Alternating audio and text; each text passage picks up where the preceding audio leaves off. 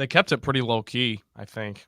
I only knew about it because my dad mentioned it like a couple months ago. Is when he first started going downhill.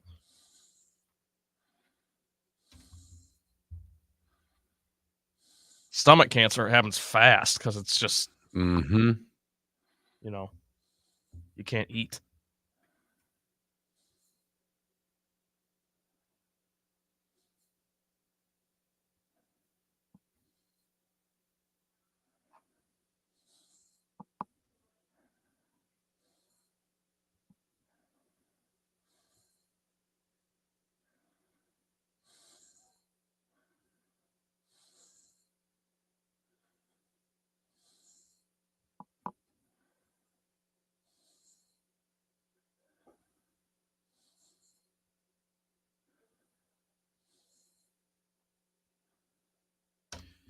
Do we want to ask David's question of which team is more likely to fizzle out after this season? Which team's core? No, what were one or two of the ones we had yesterday that we... Who you're rooting for? Yeah, who you're rooting for is fine. Niners, Chiefs, neither. Niners, Chiefs, Lions.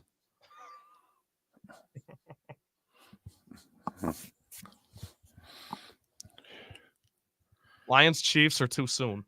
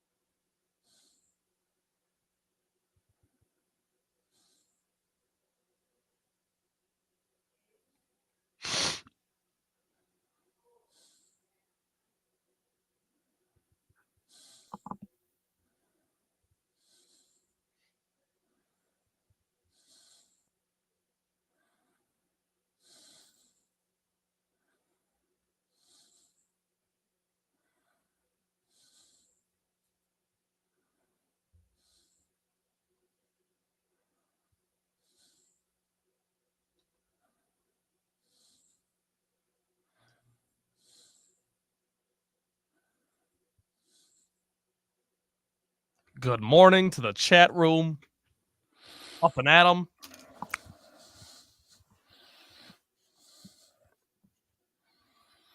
We do have a Dartmouth guest on today. I'm actually kind of proud of that. Broke the story. Here we go.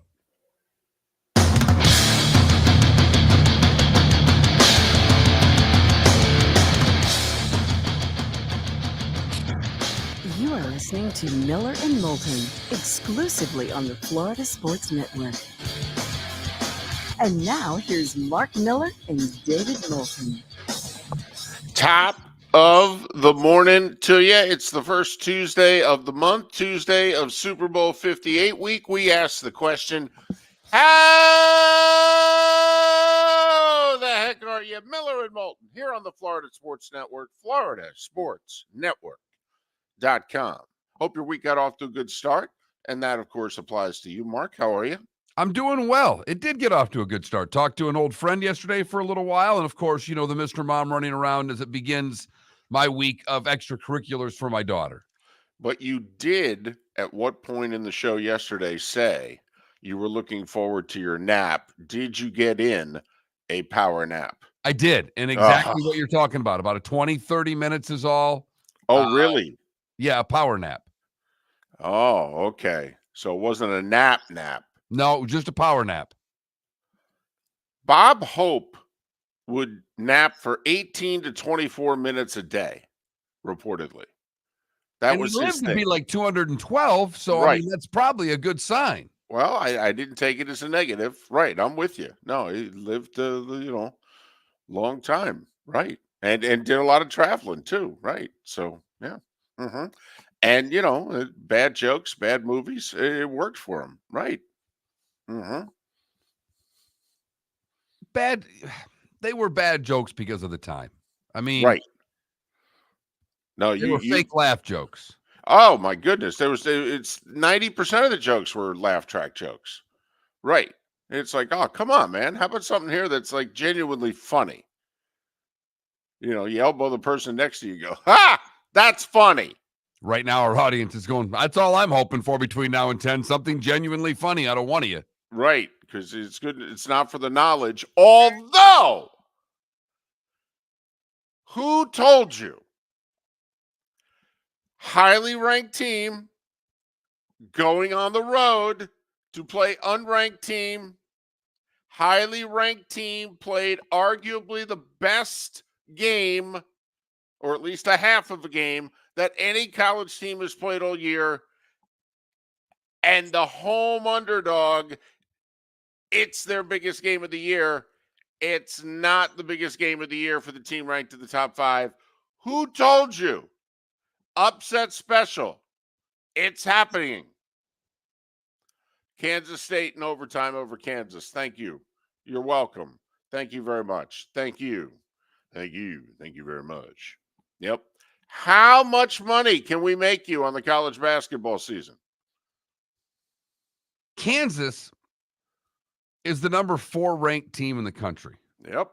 To put in perspective just how good the Big 12 is, Kansas is 6-4 in their own conference. Correct.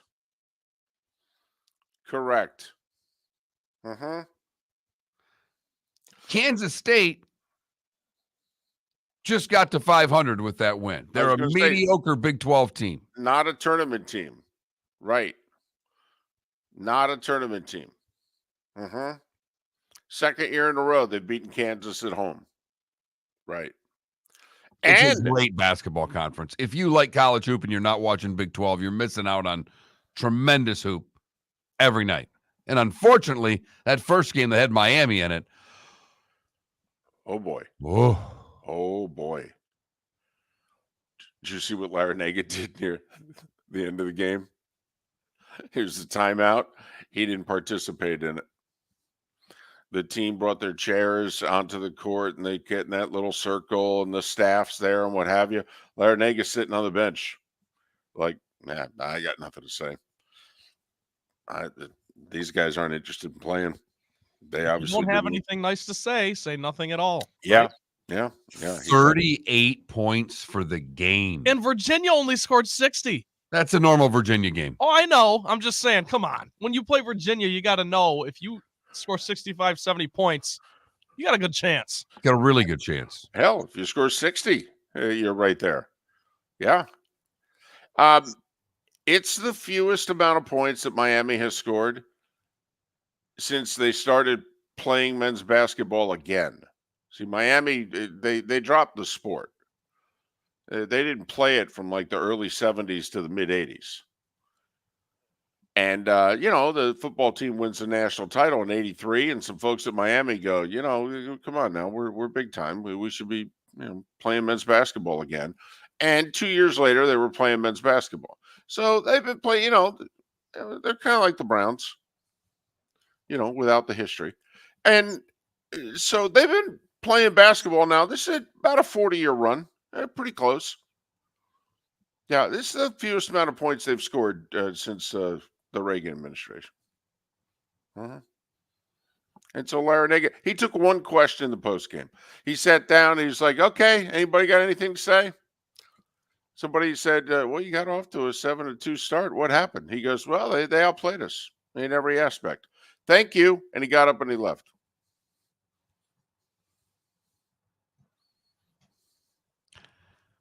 They can do what they want, but I love how coaches, and they all do a lot of media when it goes well. And then when it goes badly, they answer one question and walk off the stage. I'm sorry. He gets paid a lot of money.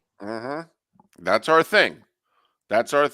If you talk when you win, you talk when you lose.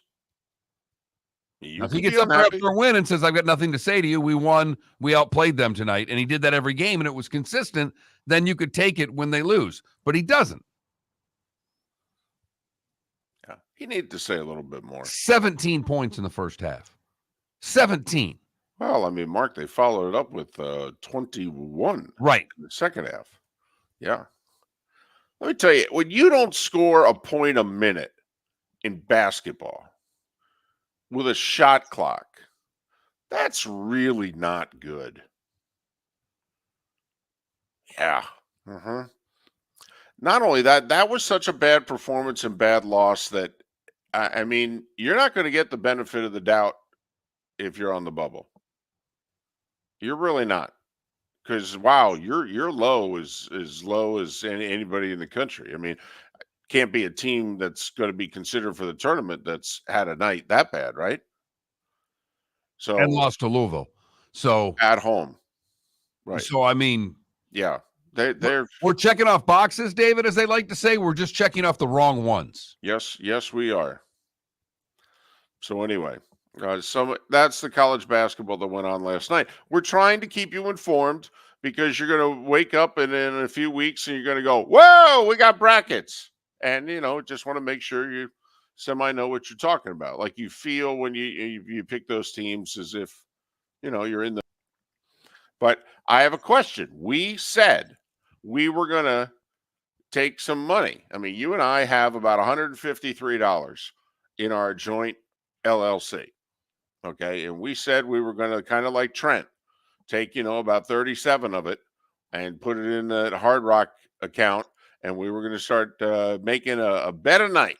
Well, we were making a bet on our system. We went 1-3 with our first bets. Right. We did. But we got the one. The one was the top 5 team getting upset. Okay. So it was a big one. We lost money on the night, but it was a big one. But they knew we were good. Right. It's kind of like, Florida winning at Rupp. Okay. Yeah, I know the rest of the night is Florida then losing at A&M. But, the first one was big. They're going to count the first one more than they're going to count the others. So I was just wondering, Kansas scored late to force OT. And I went, no, anything but overtime. No. Right. So one thing you don't want to see when you're getting 4.5. Right. I didn't Just mind let this sucker end. I didn't mind a 3 at the buzzer. Kansas win by 1. I would have been okay with that. I don't know if you guys saw, Kansas State is 10-0 in overtime under Jerome Tang. Yeah, now That's 11-0. He's never lost a game at Kansas State that's gone to overtime. 11-0. That's ridiculous. One of them was in the tournament last year against our Spartans, Mark. Yeah. I mean, he's been unbelievable there. That's in the best a hell of a stat. That's remarkable. With 5 seconds ago, something like that, 6 seconds ago, they're up 5.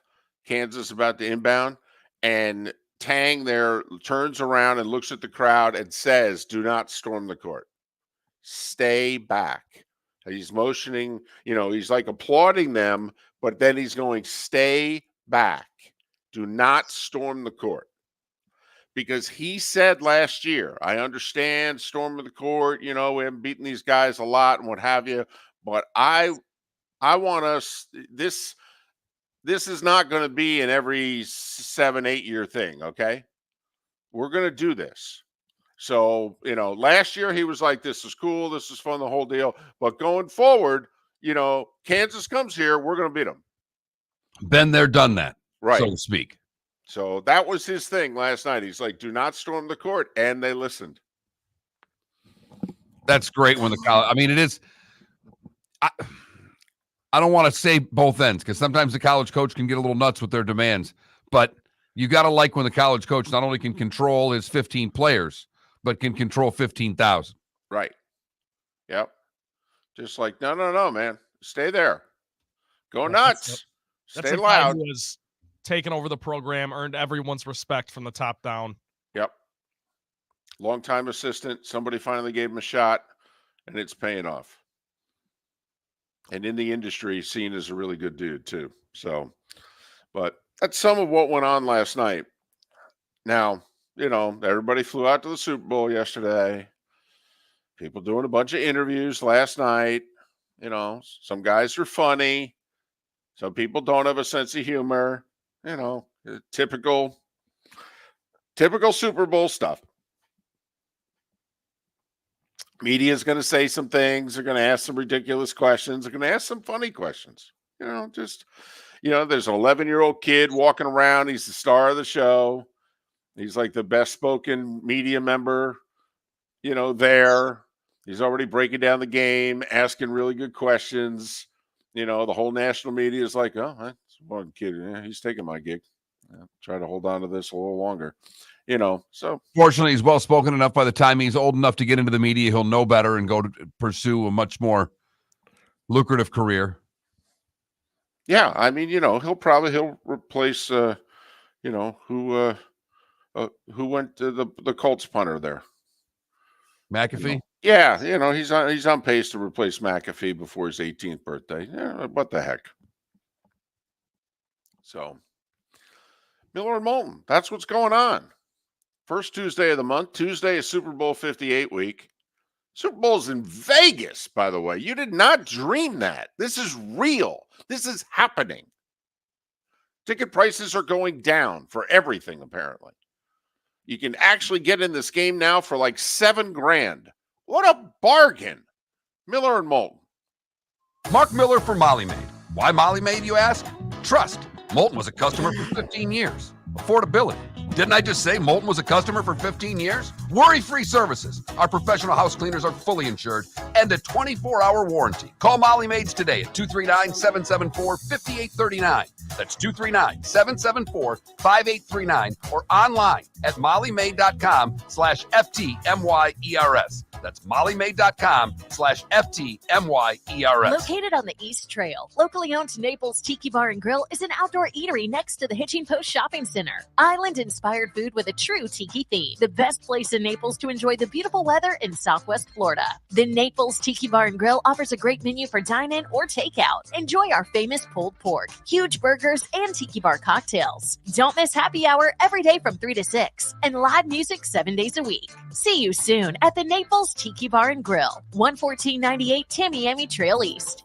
The law firm of Michael F. Hornung specializes in criminal defense, DUI, personal injury, nursing home claims, and auto accidents. I'm a former prosecutor with over 34 years of experience. The information I know is information you need to know. If you've been arrested for a DUI, time is of the essence to maintain your driving privileges. Call the law firm of Michael F. Hornung for a free consultation. At the law firm of Michael F. Hornung, we are committed to excellence in your representation. Being a local attorney with local knowledge is clutch to the success of your case. For over 30 years, we have successfully represented the citizens of Southwest Florida. For a free consultation, call 239-437-0095. That's 239-437-0095. Our offices are conveniently located in Fort Myers. Visit online at mfh-law.com. You were listening to Miller and Moulton on the Florida Sports Network.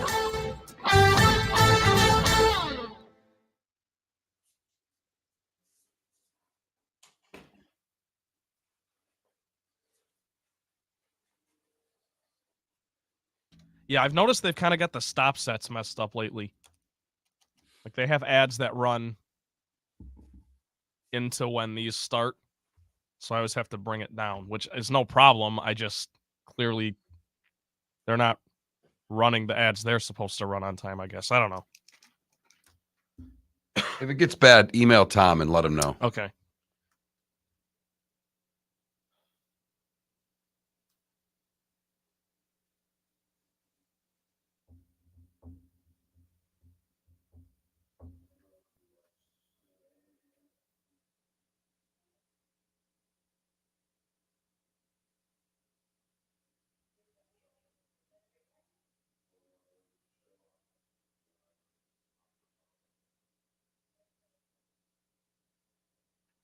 Ambient, we have a Dartmouth guest on because Dartmouth just recently made is it just their men's basketball team?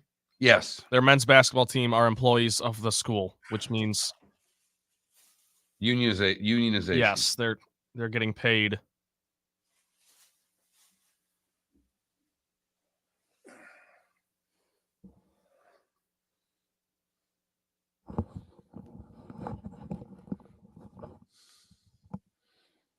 So that's obviously huge if any other schools decide to follow suit with that.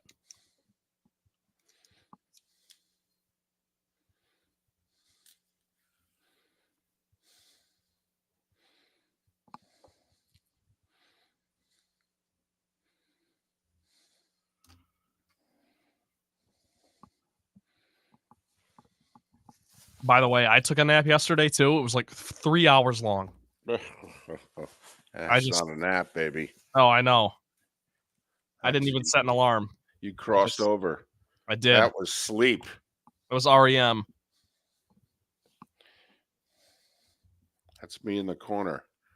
It's me in the spotlight.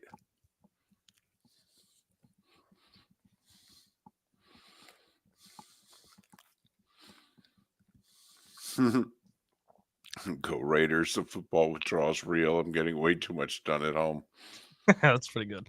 I know. Got a 7-month honeydew list.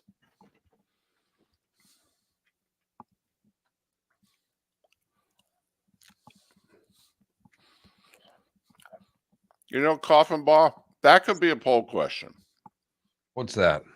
How long you can sleep for it to be considered a nap versus sleep? I think anything less than an hour is a nap. That's my feeling.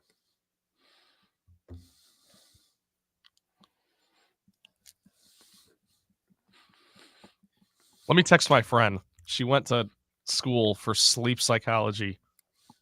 And I remember one time she was explaining to me the whole optimum nap time. Like there is a science to it. Isn't it like 36 minutes or something? Yeah, it's something like that. I'm gonna see if I can get an answer. Coffin ball says Google says it's 27 minutes.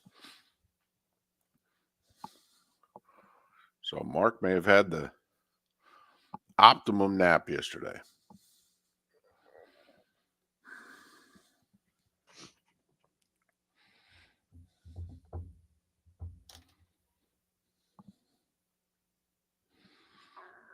I will say, it definitely feels like this sucker's over for the Canes.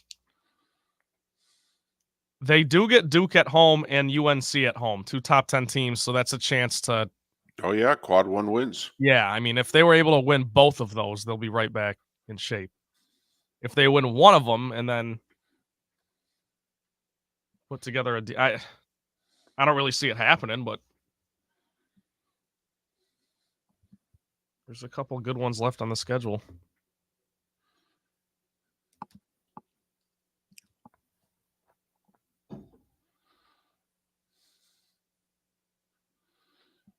Yeah, you Ohio State fans owe Thad Matta an apology.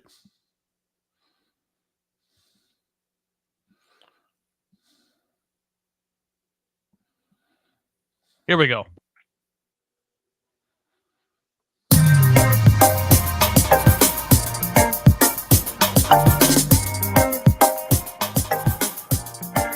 Welcome back to Miller and Moulton, only on the Florida Sports Network. 21 minutes past the hour. David Samson will join us at the top of the hour. Thanks so much for being with us. Miller and Moulton on the Florida Sports Network, floridasportsnetwork.com. Do we have a poll question? I mean, are we on top of this? We don't have an official poll question today. I mean, you were just talking about poll questions during the break. We talked about a couple before the show, but we have nothing concrete as of yet. Our theme yesterday was we were going to have a Super Bowl poll question daily. And, we want them to be at least decent because, I mean, we know what the last one's going to be on Friday. Who do you think's going to win? I mean, it's a real barn burner. So, what is it we do between now and then? But, we've had some interesting discussions during the commercial breaks, especially with the Twitch chat room, twitch.tv/Miller and Moulton. Like Mark had a nap yesterday. Okay. And then Trent chimed in and said, I took a nap too, 3 hours. Oh, That's sleep. right. That's vaulted way over a nap. It started as a nap. You laid down thinking you were taking a nap. You went to sleep. So, we were thinking, how long can you rest? Close your eyes. I don't know about you, Mark. I have a sweatshirt that was given to me. I'm not sleeping. I'm just resting my eyes. All right. How long you can do that for, and for it to be considered a nap versus, oh, no, no, no, no. You went too far. You're sleeping. That I wasn't think a a nap. big factor in this is where you're taking said nap. If you get into bed and do that whole thing, you're gonna, I think, be asleep longer. If you're just laying down on the couch and shutting your eyes for a while, you're less likely to fall into a 3-hour pit like I did. Oh, He has Oh. no idea oh. the complexities of the nap, because a nap is meant to be taken in bed. When you sleep in a bed. That's what I do. Particularly, see, my nap started as a minor league hockey broadcaster. My nap started in hotel rooms, always in beds.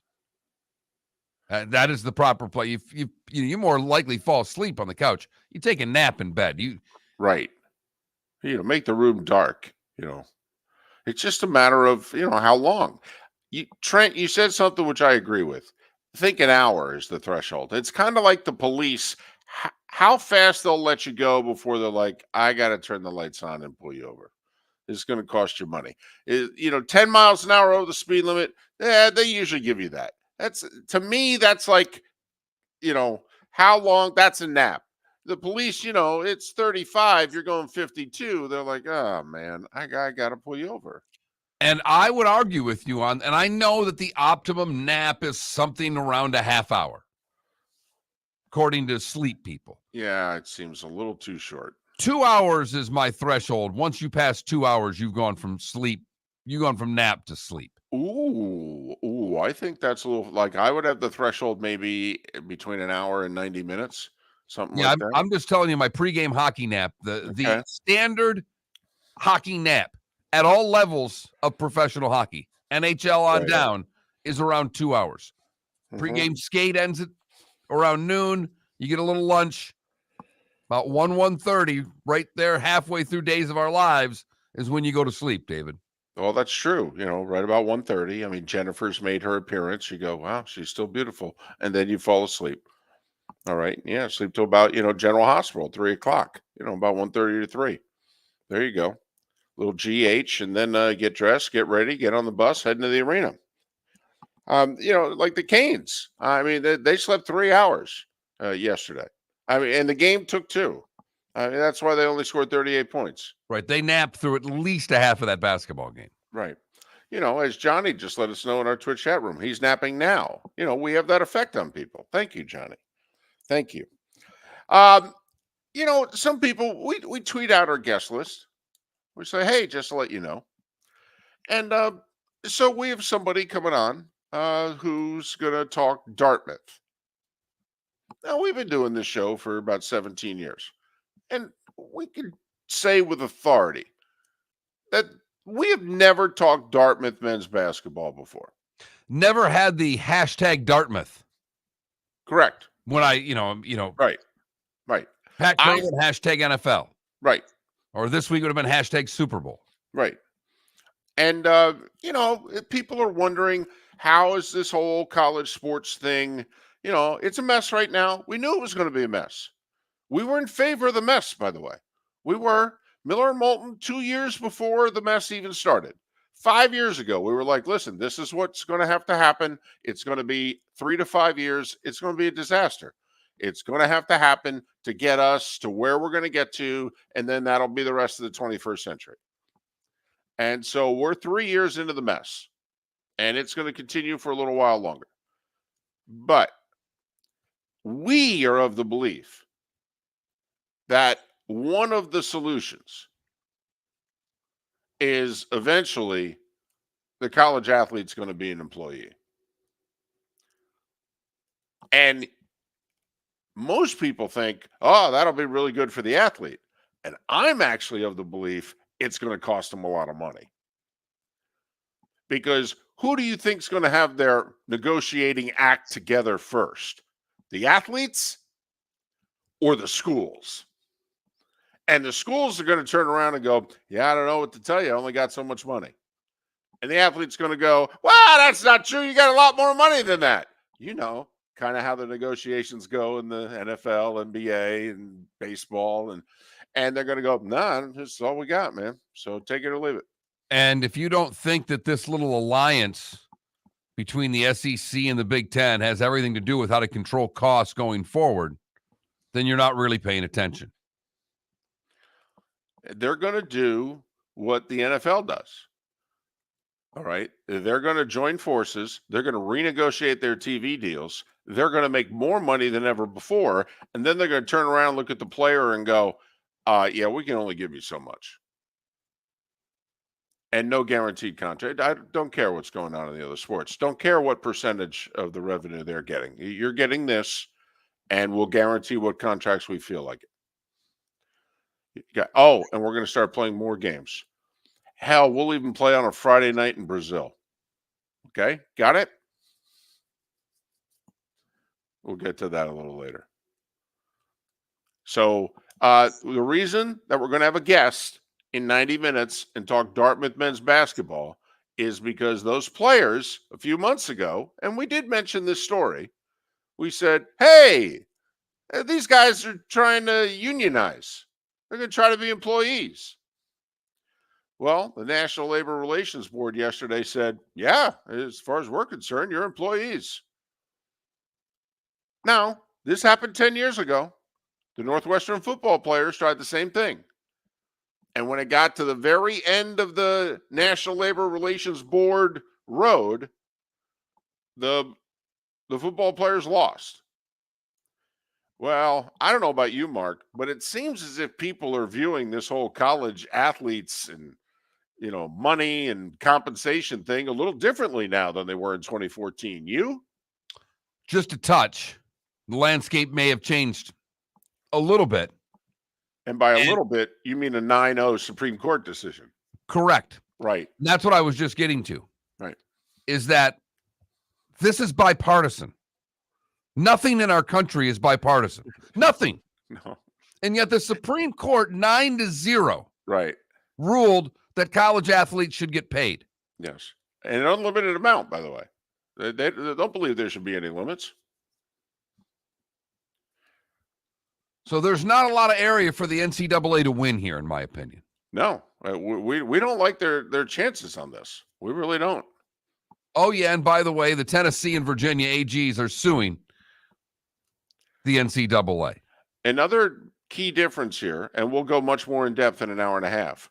Northwestern, okay, they give scholarships there. That worked against the athletes when they were trying to become employees. It's Dartmouth, Ivy League school. They don't get scholarships. That's considered a big difference. Never mind the whole dynamic 10 years later. Yeah, we got the starting five next. The law firm of Michael F. Hornung specializes in criminal defense, DUI, personal injury, nursing home claims, and auto accidents. I'm a former prosecutor with over 34 years of experience. The information I know is information you need to know. If you've been arrested for a DUI, time is of the essence to maintain your driving privileges. Call the law firm of Michael F. Hornung for a free consultation. At the law firm of Michael F. Hornung, we are committed to excellence in your representation. Being a local attorney with local knowledge is clutch to the success of your case.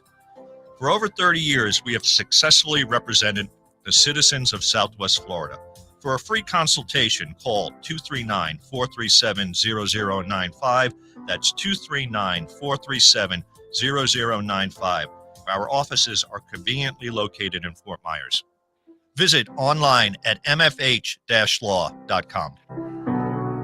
Visit Jason and Todd at the Diamond District. If you're in love and thinking about a diamond, you'll want to hear from my friends Jason and Todd at the Diamond District. When purchasing a diamond, you deserve a relaxed, stress-free, and educational experience. You want to have a good time and feel comfortable. You want selection, quality, and value. At the Diamond District, you'll get it all. With our team of non-commissioned diamond advisors, no one's in a rush. We care only about you and making sure your needs and wishes are fulfilled. You'll be wowed by our selection of GIA certified diamonds, stunning diamond bracelets, earrings, pre-owned Rolex watches, exotic ruby, sapphire, emerald, and tanzanite jewelry. There's something for everyone at the Diamond District, and all at the lowest prices anywhere. Jason and I love what we do and are in the store nearly every day. We look forward to shaking your hand and welcoming you to our Diamond District family. Visit Jason and Todd at the Diamond District. We're listening to Miller and Moulton on the Florida Sports Network.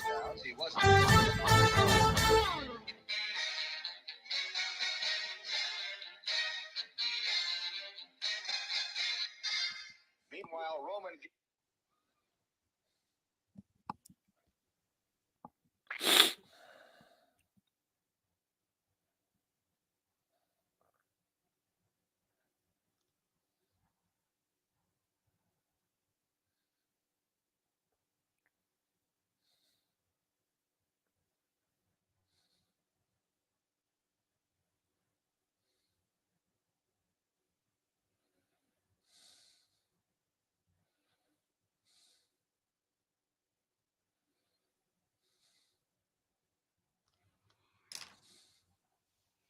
Who's older?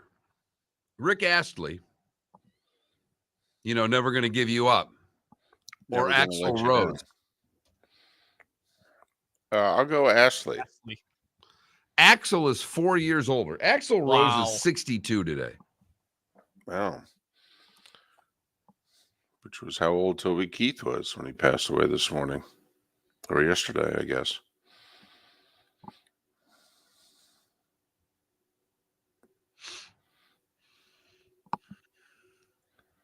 Ambient, we didn't know about Mississippi Valley State. We talked about Detroit Mercy yesterday.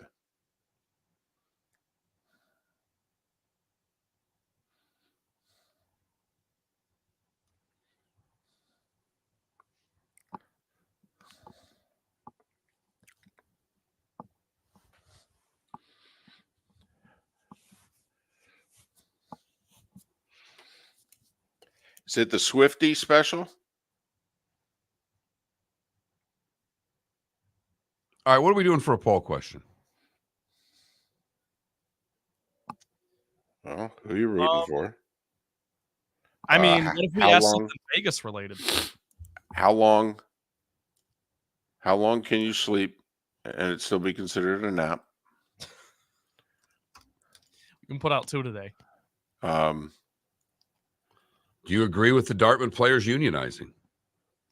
Okay. Do you think the college athlete, Do you think the college athlete should become an employee? Do you think the Division I college athlete is an employee?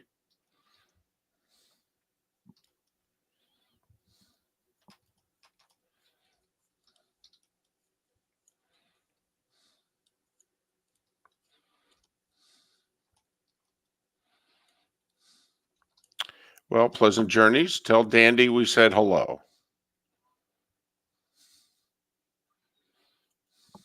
Rishikesh.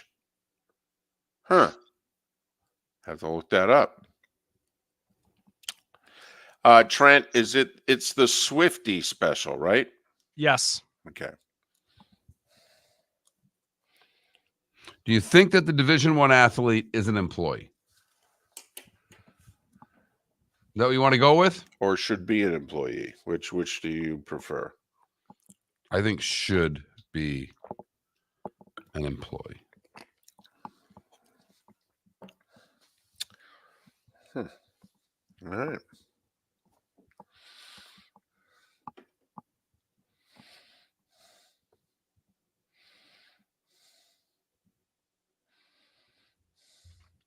Rishikesh is in India.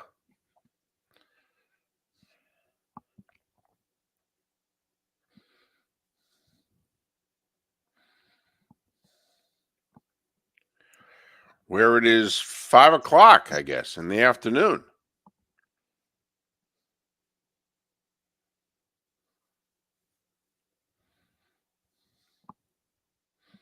So have one on us.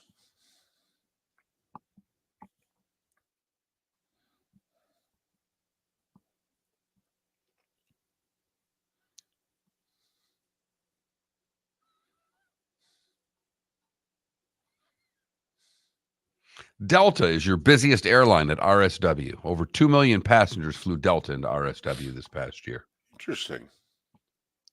Southwest is second.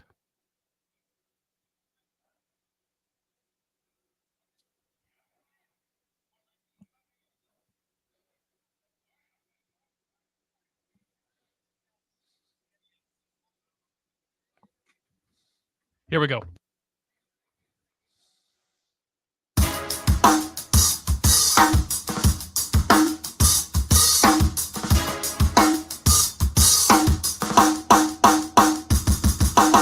Welcome back to Miller and Moulton, only on the Florida Sports Network. 22 minutes before the hour. That's when David Samson joins us for his weekly visit. I think he won some awards last week. I think he won 2 podcasting awards. So, and yet he still continues to do our show. Well, I mean, half of the shows won awards. They're proudly displayed. I don't know if they're real or if they used my name as a fake name. Okay, but it showed up in the mail, so I put it on a mantle. That's it. What the heck? You should. That and $6 will get me a Starbucks. I mean, it's very valuable. Very valuable. 21 minutes before the hour. Time for The Starting Five. 5 stories you need to know. It's the Starting Five on Miller and Moulton. Here's number 1. I say $6 because what my wife orders. In fact, it's more than that now. It's like nearly 7. Wow. She had $75 worth of Starbucks on the credit card last month. I looked at the bill. I walked out. I started applauding. I said, "Listen, some guys might get mad. This is actually impressive. To me, this is like ordering wings. It's impressive. He had a hell of a month last month. Way to go. Keep it up. Doing a good job." All right. They know her by name the way they know you by name at the drive-thrus. Totally. They see her car in line. Somebody just starts saying what the order is. They make it. She gets to the speaker. She orders it. They go, "Yeah, we got it. Get the Moulton ready." All right, you're good. So a little bit of drama at the Super Bowl. So some teams got to be the home team. Some team has to be the road team. It's not only color of jersey and who gets the, declare the coin toss and all that, but it's who gets the better practice field. Because see, there's the Chiefs are the home team. So the irony is they get to practice at the Raiders facility. And use the Raiders' home locker room. Correct. The home locker room has been transformed to look like the Chiefs' home locker room. Right. I saw a tweet of it yesterday. It just said, "Raiders fan, close your eyes." And so, everything is top notch. So the only other practice field in the area is UNLV. And they're artificial turf. So they put some grass, some sod on top of it. Well, apparently the sod's squishy. It's soft. 49ers didn't like the field. They're like, "We want a firm field, like the game's going to be." And, the NFL's like, "Well, you got what you got here." So the Niners were, making a few threats and unhappy and saying, "Well, then we'll practice over at the Raiders facility." So anyway, they talked them off the ledge. Apparently they're going to gripe about it, but they're going to stay at UNLV. So another playing field drama. Remember last year, the field they actually played on apparently was the worst field ever. And so now the Niners practice field's the worst field ever. The NFL, Roger Goodell did his state of the league address. Used to be the Friday before the game. Now he's getting it out of the way Monday. And he invites the media members that he wants to ask the questions, by the way. It's a controlled setting. Because when you make $60 million a year, you don't want a tough question. The NFL announced that the Eagles are going to lose a home game because they're going to be the home team in Brazil. And the game that the league is going to play in Brazil is going to be the first Friday night of the NFL season. So the season is going to kick off on Thursday, September 5th. That game will be on NBC. And then the other three networks are all curious which one of them is going to get assigned the Eagles home game on Friday night in Brazil. That's right, a high school football Friday. All right. They quit giving a damn about JV football because they play Thursdays, and they've crushed, any chance of that. But now Friday Night Lights. Yep. And the NFL has decided they're going after them in what everybody's first or second high school football game of the year. Correct. Probably second. Yes. Uh-huh. Now, I think it's a one-off, and I think it's because the game is in Brazil, and it's going to be 10 to 15 hours travel for each team to get back home. And I actually think that the reason they're doing it on Friday, that Saturday is the worst TV night of the week, and it would go up against a day-long college football. And I think they just said, well, we'll do it on Friday because these teams aren't going to get back, quote unquote, home till Saturday afternoon or evening. So we'll do, this way they'll have a full week of rest before week 2. That's why I think they chose Friday, because of the travel involved. Could be wrong. Most people think the game is going to be on either Fox or ABC, ESPN. The Eagles' home games are the 3 division games: Cleveland, Atlanta, Carolina, Jacksonville, Pittsburgh, or Green Bay. Well, I don't think it's going to be Carolina because they're already playing a game in Europe. I don't think it's going to be Jacksonville because they're already playing at least 1, maybe 2 games in Europe. I don't think it's going to be one of the 3 division games. So I think you narrow it down to Cleveland, Atlanta, Green Bay, or Pittsburgh. I think it'll be Green Bay. College sports. National Labor Relations Board regional official in New England ruled that the Dartmouth men's basketball players are employees of the school, clearing the way for the employees to unionize. Dartmouth can appeal to the national NLRB level, which Northwestern did back in 2014 to stop their football players from being able to unionize. And they won. Now, one key difference between now and then, Ivy League schools are private, but they also do not grant scholarships. So many in the legal community thinks that the Dartmouth men's basketball players have a stronger legal footing than the Northwestern private school, but offered scholarships, football players from 10 years ago. College basketball last night, Miami scored the fewest points that they've scored in a men's basketball game since the 1940s, losing at Virginia 60-38. Kansas, with their home win Saturday over Houston, improved to 4th in the country. Yeah, then they got on the bus, went to Manhattan, that's in Kansas, and lost to K-State 75-70 in overtime. FAMU and Bethune, both losers last night in state.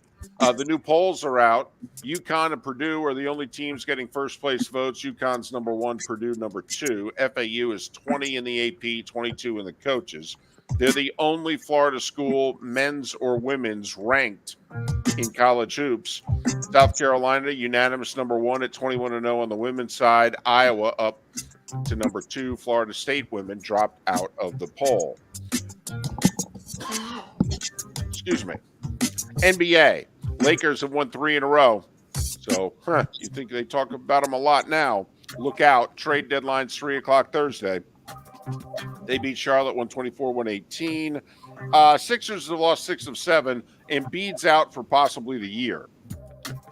So they're fading fast. Dallas beat them in Philly by 16. The Cavs, by the way, have won 6 in a row. They have the second best record in the East. Thank you very much. Cleveland beat Sacramento by 26.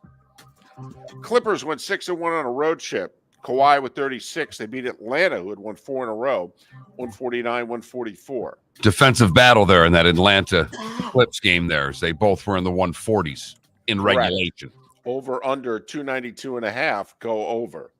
Golden State beat Brooklyn 109-98, and the Pelicans beat the Raptors by 38. A couple good hockey games last night. A couple of New York teams both won late. Rangers in overtime over Colorado 2-1. Islanders scored with 3 minutes to go, beat Toronto 3-2. That's a win that helps Tampa Bay.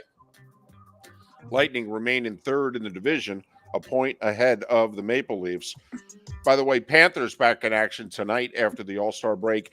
And the Edmonton Oilers, who have won 16 in a row, are playing tonight. They have not lost in 2024. By the weekend, the games in hand should be a lot more in order. The way this kooky All-Star break was for hockey, teams that played right up to the All-Star break, then got the week off after the All-Star break, and the opposite for the teams that didn't play before. They're facing off earlier this week. So a little bit of, by the time we get to Saturday, the games in hand numbers should be a little more level around the league. And finally, baseball. This is a fascinating contract for many reasons. I'm sure we'll talk to David Samson about it in about 12 minutes. So the Royals are trying to get a new stadium.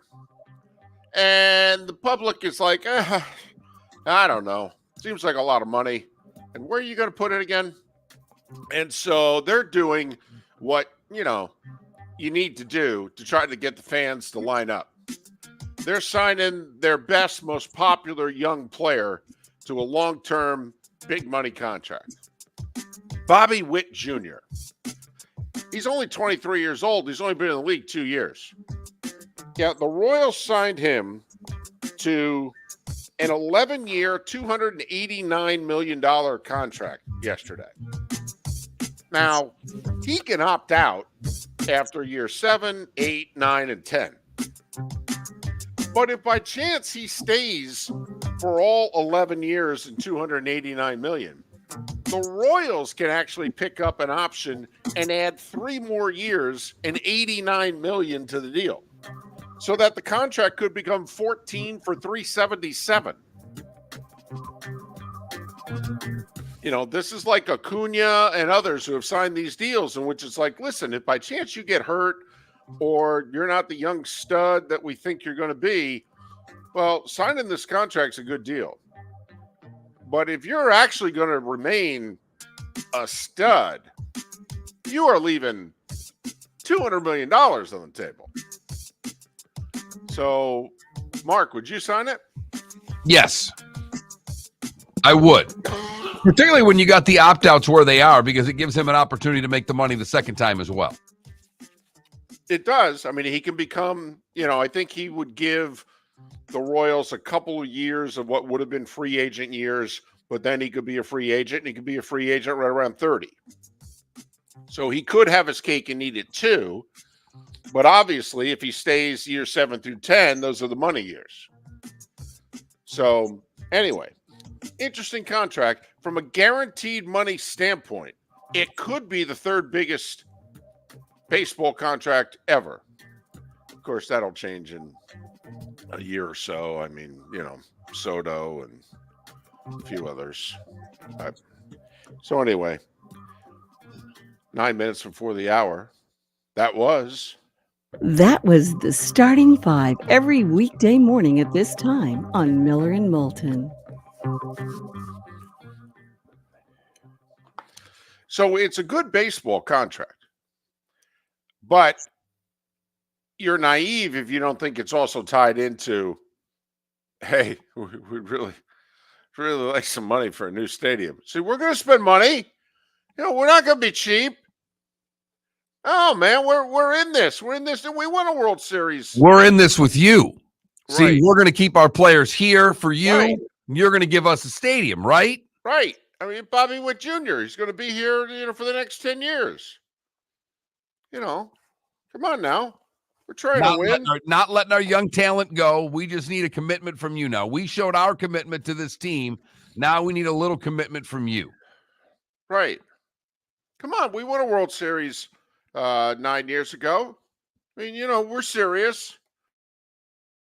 And by serious, we mean once a decade. If we think everything lines up right and we can win this division, because we play in one of the cheapest divisions in sports. Bobby Witt Jr. is very good. He's outstanding. Very promising. Excuse me, man. Just for what it's worth. I don't know. apparently it's worth whatever it is, 11 years. It's worth 11 years and $289 million, roughly, is what it's worth. Or is it worth 6 and whatever? But remember, that's like 26 a year. I mean, do we have to go through what those guys are making once they become really good and they're eligible to make the big money?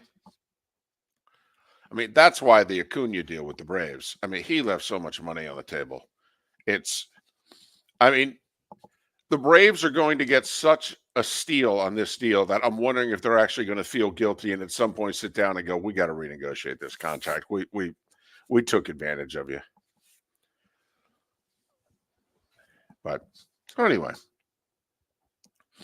Miller and Moulton. David Samson coming up at the top of the hour, and then we will go in the 8 o'clock hour to talk some unionization of college sports. Is that the next step for college athletics? But David Samson, he's next on Miller and Moulton. Thanks for listening, the Florida Sports Network. Mark Miller for Molly Maid. Why Molly Maid, you ask? Trust. Moulton was a customer for 15 years. Affordability.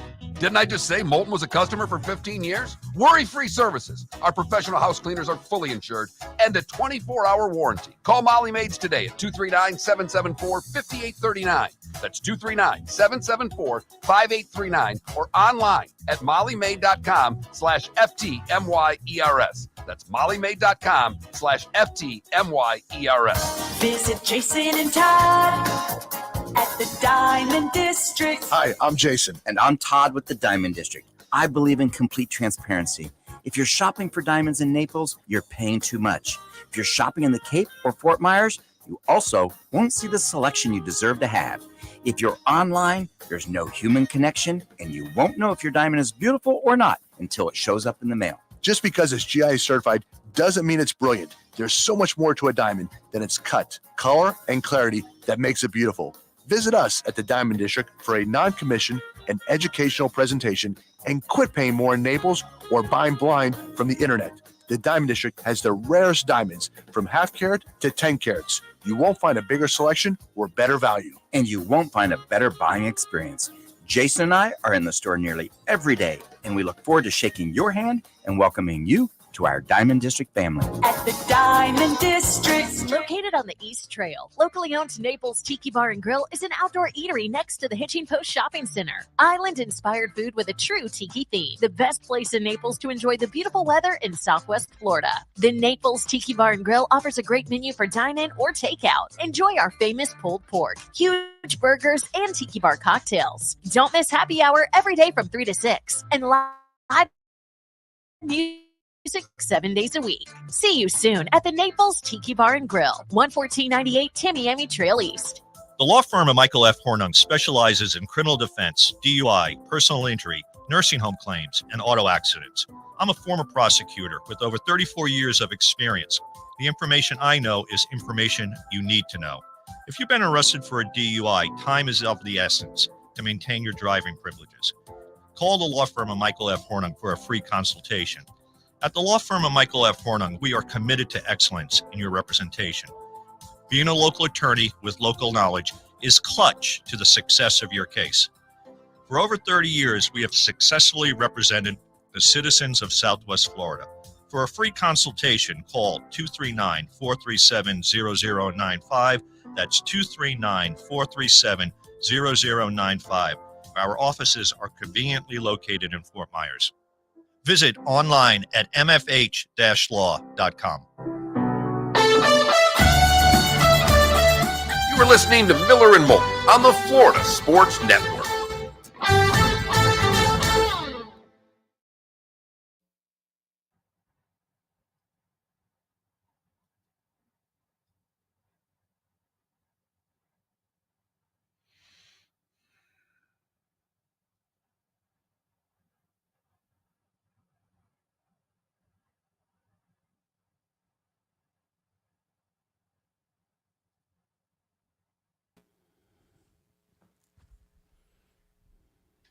Morning, David. Good morning. How are you? Excellent. Yourself? Excellent.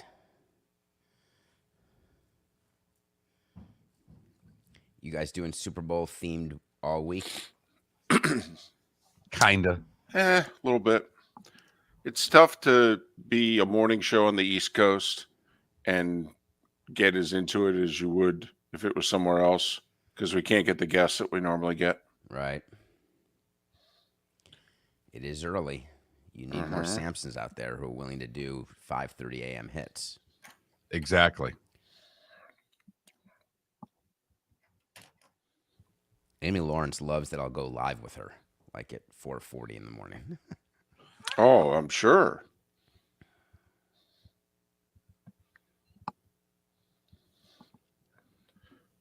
Were you a Toby Keith fan? No. 62 seems young. I assume he had cancer of some sort. Yeah, stomach cancer. I guess first diagnosed 3 years ago. We're all one day at a time, so govern yourself accordingly. That's it. Did you win 2 awards last week? I did. Congratulations. Thank you, guys. It was it's a good win.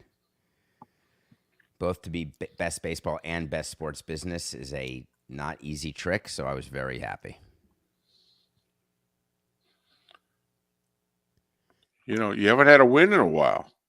You haven't. You know, you've been in the game. You know, you've made the playoffs. You know, Yeah, being nominated is for losers. I agree with you. You know, I was wondering what the movie buff thought about. You know, it's just such an honor and a thrill to be nominated. That was not my thank you speech. And nor did I thank the other nominees. They can all go to hell as far as Look at that. You guys suck on the best, and here's why. God, is it great if everyone would say what they really thought. I'm so humbled to be amongst this group of nominees.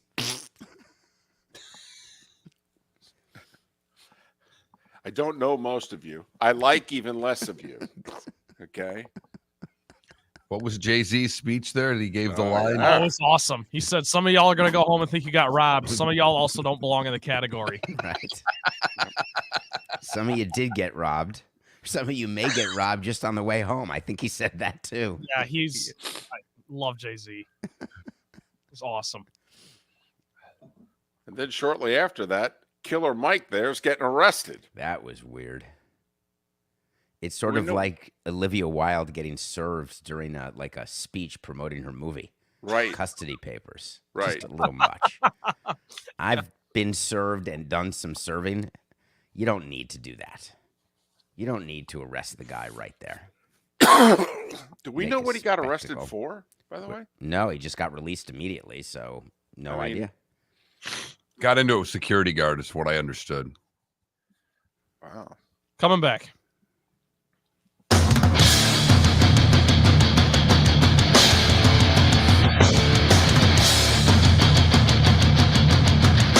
You are listening to Miller and Moulton, exclusively on the Florida Sports Network. And now here's Mark Miller and David Moulton. And at this day and time, it also means David Samson, the award-winning David Samson. He of Nothing Personal with David Samson. He records it weekdays, 8 a.m. Eastern. Congratulations. I mean, you've got 812 bobbleheads behind you. Do you have any room for your awards? Are they trophies, certificates, plaques? What'd you win? I love where your head's at. I don't know yet. I assume it'll be something that I can put on the set here, but with Best Baseball Podcast, thanks to the fans, and Best Sports Business Podcast, thanks to the fans. So I'm appreciative of the fans. That is for sure. It's quite a trick to do a business show and a baseball show and have people think it's both. And then I get to do this with you every week as well and get to have fun on Le Batard. I am truly blessed here in my post-baseball career. Well, and congratulations. And I want to get into the sports business thing that I'm guessing you'll attack at some point. This whole Dartmouth players unionizing the National Labor Relations Board, agreeing that they can unionize. This is, it happened about 10 years ago. Northwestern tried it. They were denied unionization. The landscape has changed just a little bit in those 10 years. Just a tiny bit. This has to have the college folks losing their minds right now. Well, if you're working for the NCAA, you are beginning to think about the process of buying some boxes, maybe getting some tape, taping the boxes, taking some stuff home, stealing some paper, some pens. Because here's the truth. If, in fact, this gets held on appeal, which means that right now there was a ruling by the NLRB. However, it's being appealed, as you would imagine, immediately by Dartmouth and NCAA. But if they lose and the players do get to unionize, and then the players vote to unionize, so that's an important point here. This does not mean that the players are now part of a union. This allows them to vote to be in a union. If they vote and become unionized employees, that changes the whole business of the NCAA. The ability to, and I want to say this carefully because this is not meant to be a double entendre, but the ability to take advantage of or exploit college athletics to the point where the funding of other both sports and things off the field get funded because players are not being paid, but programs are taking in money. Things are going to disappear off college campuses. But David, I could argue, like we're finding out in the last couple weeks, just how unprofitable major college athletics is at a lot of big places too. LSU women win the national championship in basketball. The program apparently lost $8 million last year. Now you could make the case that they made the university far more than that in terms of, we all know the game and how it's played and what have you. But most athletic departments struggle to break even. The majority lose money. David, you ran a pro sports franchise. Mm-hmm. You would look across at agents and players all the time and say, it doesn't matter what you're worth. It matters what I can pay you. I can argue this is a gift for colleges going forward, that what they want to do is have them be employees, have them unionize so that you then can look at them and go, yeah, the quarterback who on the free agent market's making $1.5–2 million a year. Yeah, you can't make that anymore. I don't have the money. Now that would be great. But the reality is that the way the books work. So in baseball, we had an owner. And the owner did not have 4 other entities under him, like a network or real estate. It was just the team. But even within the team, we had 5 different entities, one to run the stadium operations. We had one to run spring training. We had different entities. And as president of all of them, I would be able to, when I'm doing the budgets, when I am assigning sort of silos for revenue, I can sort of figure out where I want to put things in order to show the bank that we have enough EBITDA to warrant the credit lines that we have, or to show baseball that we don't have a lot of local revenue so we can get some extra revenue sharing. There are ways to do things. Colleges are funding a ton of things out of their athletic department, and it's not illegal by any stretch. It's not creative accounting. It's actual accounting. So until I see actual books of these schools, I will not allow myself to echo what you said, which is LSU, they lost money here. They made money here. We don't really know where that money goes. That's number one, the revenue that comes in. Number 2, you're talking about, can we tell players that we cannot afford them? That's happening today with NIL. There's free agency in college today. The problem with unionization is the cost per player who's not, quote unquote, NIL worthy. The protections that employees get, not the top employees. I'm talking protection of the bottom level of employees. Because it's not just the quarterback who can be in a union if this happens. It's also the last guy on the water polo team. And the last guy in the water polo team doesn't generate enough to warrant getting the benefits that are concomitant to being a paying union member, which is why programs will disappear and sports will disappear. Yeah. So what you're predicting then is a lot of non-revenue sports would go perhaps the way of the club sport and things of that nature, where the school is going to say, yeah, we'll have football, basketball, maybe women's basketball. I don't know what this does with Title IX, but if they unionize, I would think that would go away as well. And so yes, I agree with you, Mark. And here's the irony is that ESPN just cut that big deal. I don't know if we talked about it on this show. I don't know where I was. ESPN signed a deal not for the CFP or the March Madness, but for like 100 other sports. They did this all-encompassing. They did this great announcement. 110 million, 60 of it is basically women's basketball. Yes. And so that was a deal that was lauded as, all right, money is trickling down now. But that's an interesting situation because do the colleges, in order to get the money for the women basketball, do they have to give ESPN all those other sports? Yes. Or do they have the option to just deliver maybe more women's basketball because those other lower tier sports will disappear? And I'm not sounding the alarm quite yet. And this may sound very pro-management, and I get it. But I encourage people to be careful what they wish for. And I met with many, many employees, game day employees, as an example, when we were hiring them and they wanted to unionize. And I just wanted to talk to them about what being in a union means, what paying union dues means, what you get in return, and what can be the result of a union gone bad, which is an absence of jobs, not a better condition of the existing jobs. Well, for the record, we thought that women's basketball and the other sports gave their rights away for far too little. We thought women's basketball actually should have negotiated their own deal. And, each sport, baseball, softball, they can negotiate their own deals. The non-revenue generating sports, they could, join forces and what have you. David Samson, Nothing Personal with David Samson, the award-winning Nothing Personal with David Samson. He records at 8 a.m. weekdays, and you can find it where you get your podcast, CBS Sports HQ, The Lebitard Show. He joins us every Tuesday at this time. All right, the Bobby Witt Jr. deal. Are you a fan of these from the club standpoint and from the player standpoint? These 10, 11-year, $250, $300 million deals. I buy out some of your free agent years. I overpay you what you otherwise would have made. If you stay a stud, you're going to leave $150 million on the table. If you get hurt, I'm going to lose $200 million. Are you a fan of these deals? I'd like you to ask the question differently, if you don't mind. Okay. Are there circumstances where these deals become necessary for a team to offer a young player? And the answer is yes. With the Marlins, we had the circumstance with Giancarlo Stanton. We were tired of the PR that we're letting all our players go. We were tired of the PR of, we're a farm system for other teams. And we thought that having finally a career Marlin, a Hall of Fame career Marlin, would be good for us as a team, given that we had just moved into a new stadium. And on top of that, we had signed a bunch of players and then traded them.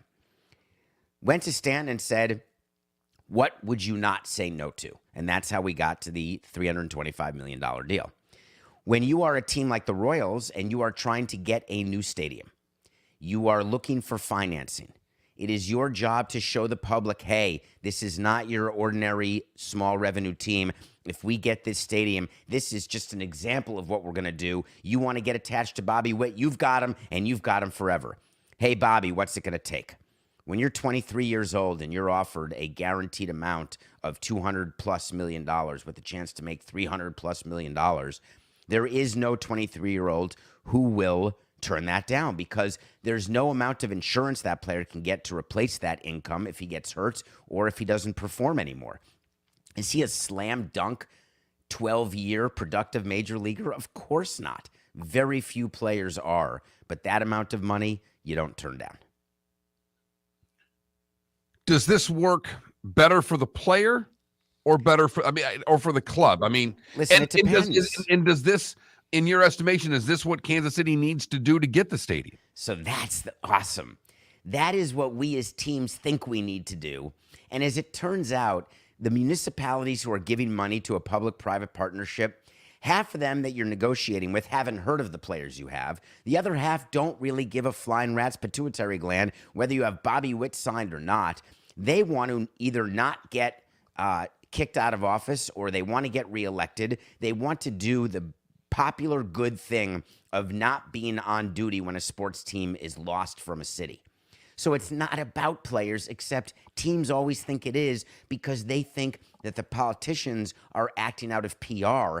And if you get people to love your team because you just signed your young player, how great is that? Well, the Rays signed Wander Franco. How did that go?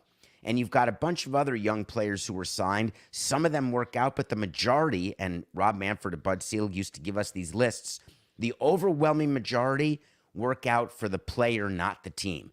But the reason why they keep being signed is the piece of paper that we get that shows when it works out for who. When it works out for the team, it really works out, which is why owners say, oh, we won't make a mistake. We've got the best baseball people, so we're going to go ahead and do it. And then they get screwed. Mark, I just realized why it is that he's winning awards and when we're not. We have not wrapped our hands around the flying pituitary gland. Okay. And that's the difference right there. That's a difference maker. So David Samson and his flying pituitary gland, you can listen to it, watch it weekdays at 8 a.m. He calls it Nothing Personal with David Samson. We may rename it, sell T-shirts if he gives us the rights. David, congratulations, and thanks for joining us. See you next Tuesday. Bye. Follow him on Twix, Twitter/X at David, the letter P. Samson, David P. Samson. The P for pituitary. I never knew that. Exactly. Miller and Moulton. The play of the day is coming up. Thanks for listening. Dismount. Hello, friends and family of Southwest Florida. Are you looking to tap into the electric vehicle market?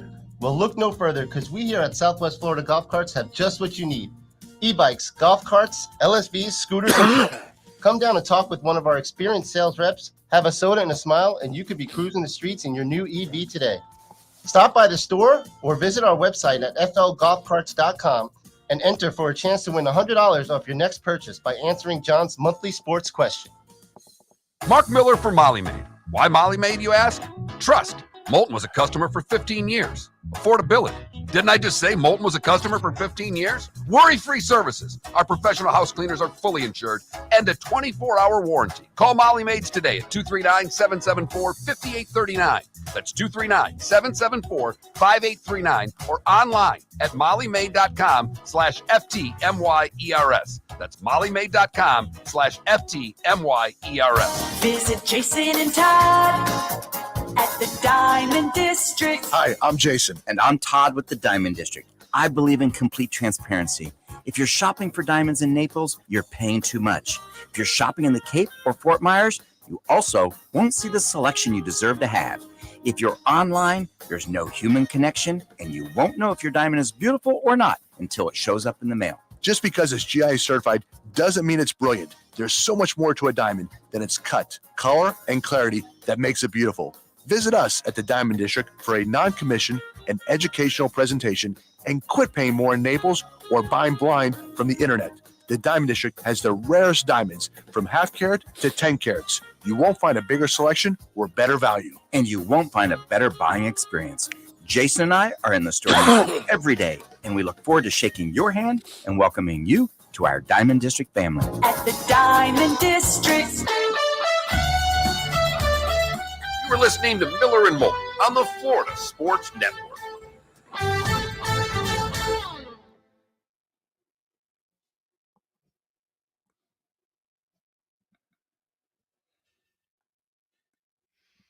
Hey, I'm reaching out for Ben. Do you want to just try the 6:30 again with him? Yeah.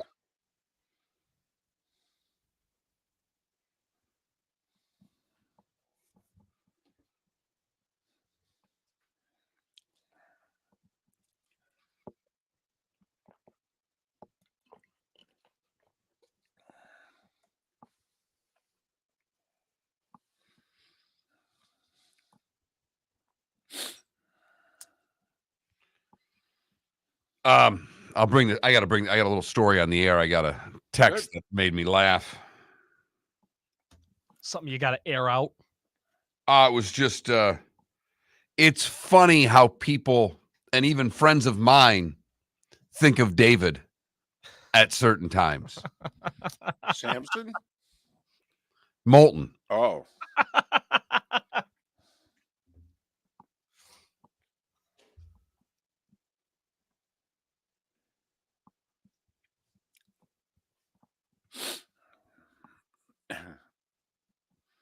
My mother says flying pituitary replaces rosy red rectum.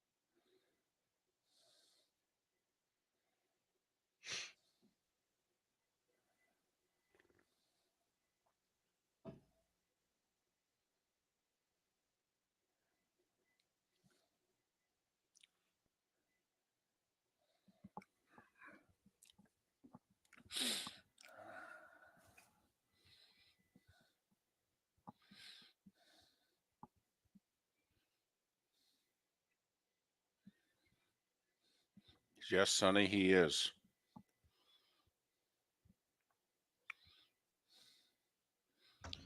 Here we go.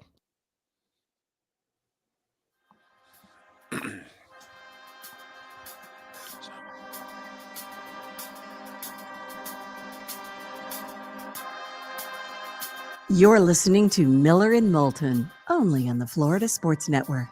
And now, here's Mark Miller and David Moulton. 21 minutes past the hour. Thanks so much for being with us.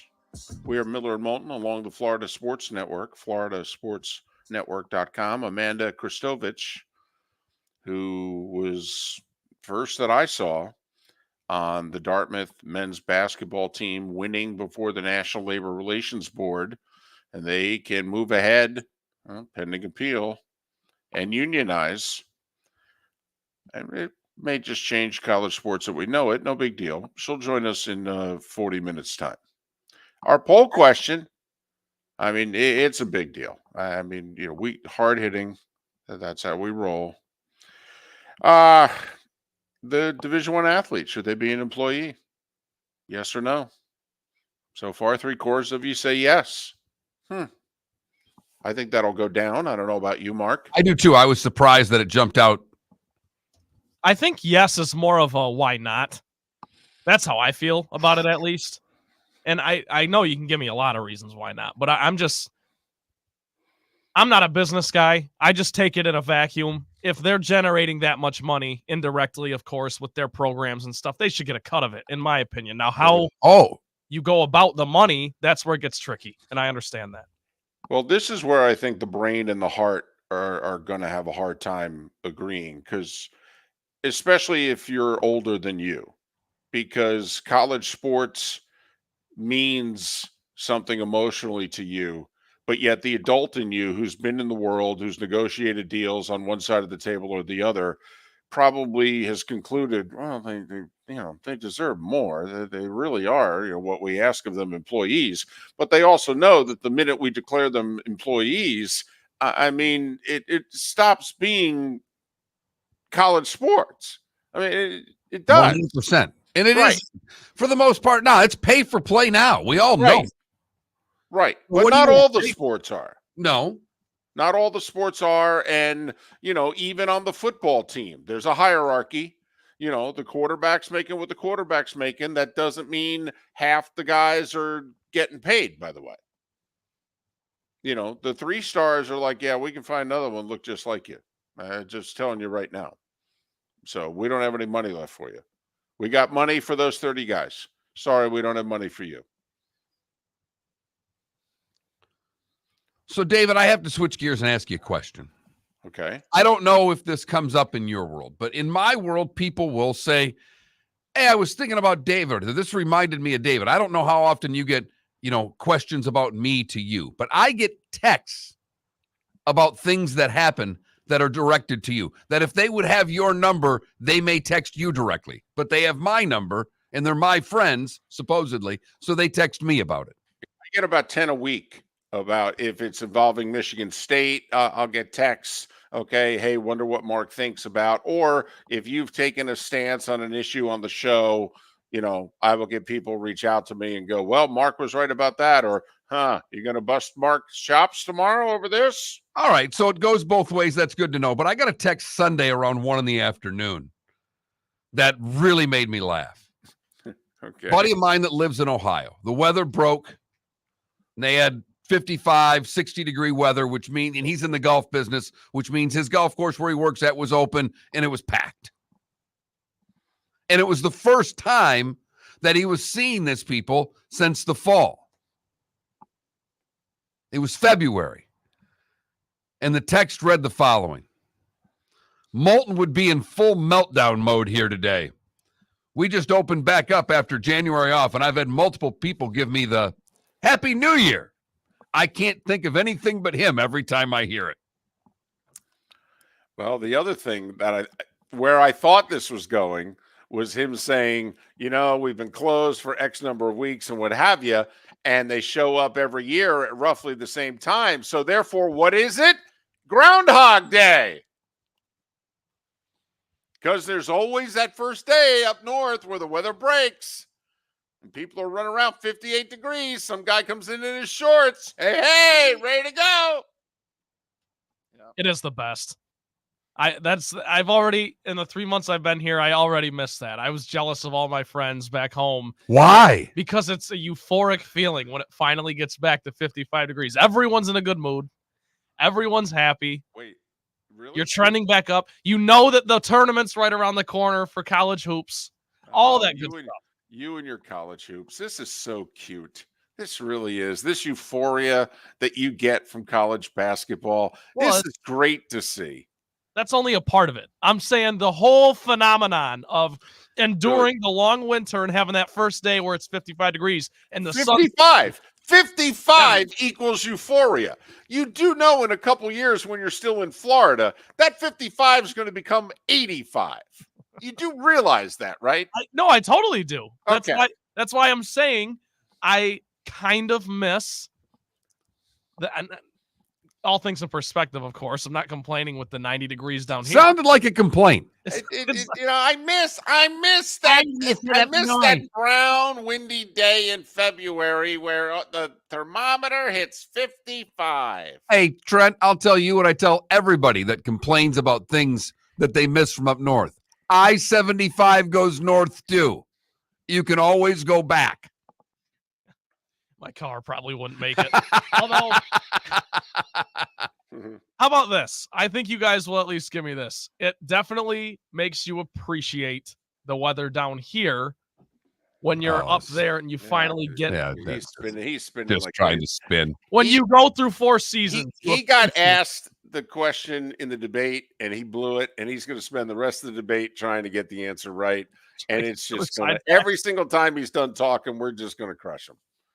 Honestly, it's over. That would happen either way. It's over. So 28 minutes after the hour. All right. Show us your euphoria. This is your daily euphoria. We call it the play of the day. It's on you. Go. I have to give Moulton credit this morning because he was all over this. Excuse me, on yesterday's show. Number 4, Kansas on the road to play in-state rival Kansas State. The Jayhawks are coming off a great win over Houston. As David said, perhaps the most impressive win of the season for anyone thus far. But the Wildcats had this one circled on the calendar. Back and forth a bit. Game goes into overtime, which was bad news for the Jayhawks because the Wildcats, going into last night, 10-0 in overtime under Coach Jerome Tang. And they made it 11-0. Here's a big 3 from senior guard Tyler Perry to put the Cats up 4 in overtime. This feels like a huge possession offensively for Kansas State. Perry got it! Oh! Timeout, Kansas! Perry led all scorers with 26. Kansas State wins at 75-70, and the crowd does not storm the court at Tang's request. And once again, it is anyone's race in college hoops. You gotta love it. There's your play of the day, presented by Molly Mate. 774-5839. That's 239-774-5839. Call Molly Maid today and give your spouse the gift of a clean house. I don't know if you can win Valentine's Day with Molly Maid. You don't win it on Valentine's Day. When you would win it is about now Easter. Then she'd realize what a great gift it was. Yeah, it's a stand-up double if you give that gift now. But by late March into April, yeah, that's a round tripper. Absolutely. I thought you were getting at you can't win unless you go now. Because you have to go now. You can't be scrambling next week. Can't be scrambling. You got to get this done. Although I don't know. I mean, guys are pretty good scramblers. Going all the way back to Tarkenton, Staubach. Okay, now, Mahomes, Allen, Lamar. I mean, we're pretty good scramblers. Did you guys cram for tests in college? Would you cram? Always. Yeah, that's the only way I could do it. I mean, all it takes, by the way, to be a good scrambler is credit.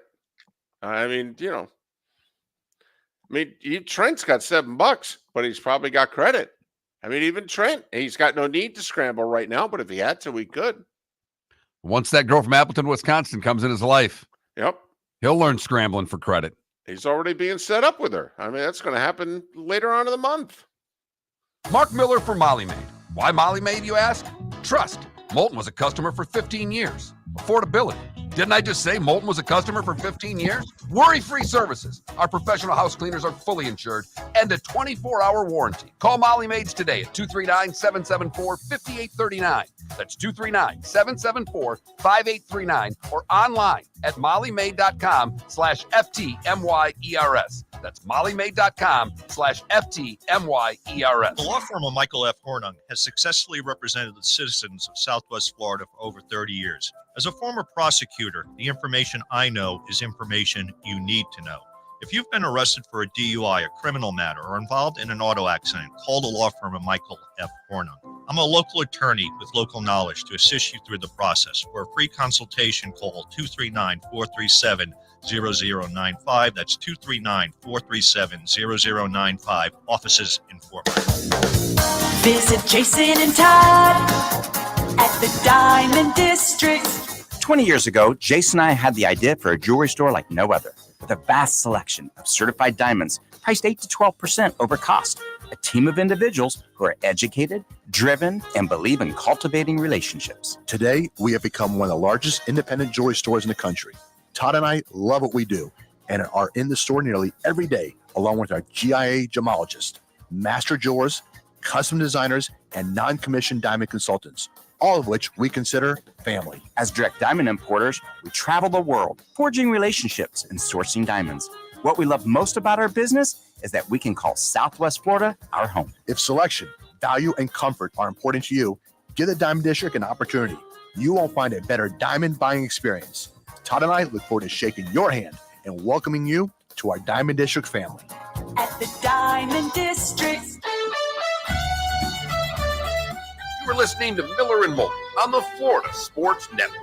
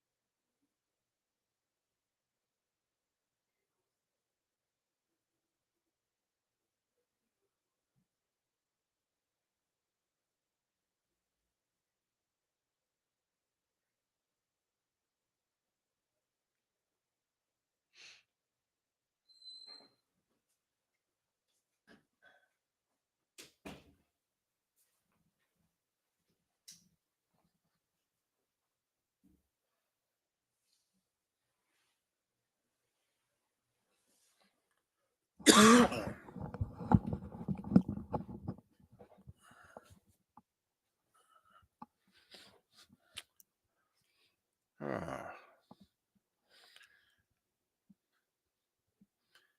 mother, Trent, is on your side.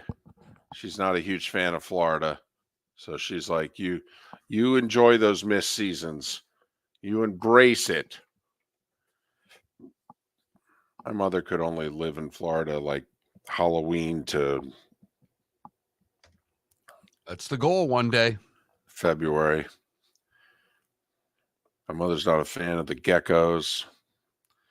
What's wrong with the gecko? She doesn't like geckos. I know. She doesn't like them. They're cute. And they're harmless, but she's not a fan. So forget the whole Well, you'd gators. love my back porch. There's not a gecko to be found. I've got 2 cats. Oh, okay. She was sitting on our lanai many years ago, and the geckos were running around, and she's like, I had a gecko in my bedroom the other day and scared the blank out of me. Startled me. I just, trapped it and let it go. I didn't kill it. Just Johnny, I don't quite understand what you're getting at.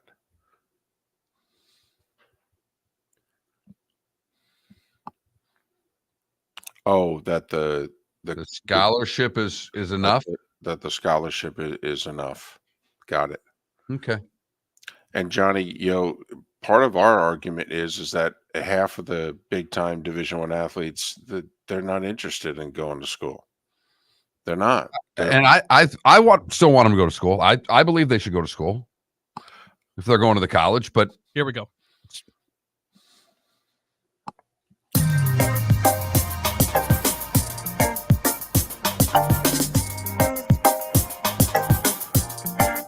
Welcome back to Miller and Moulton, only on the Florida Sports Network.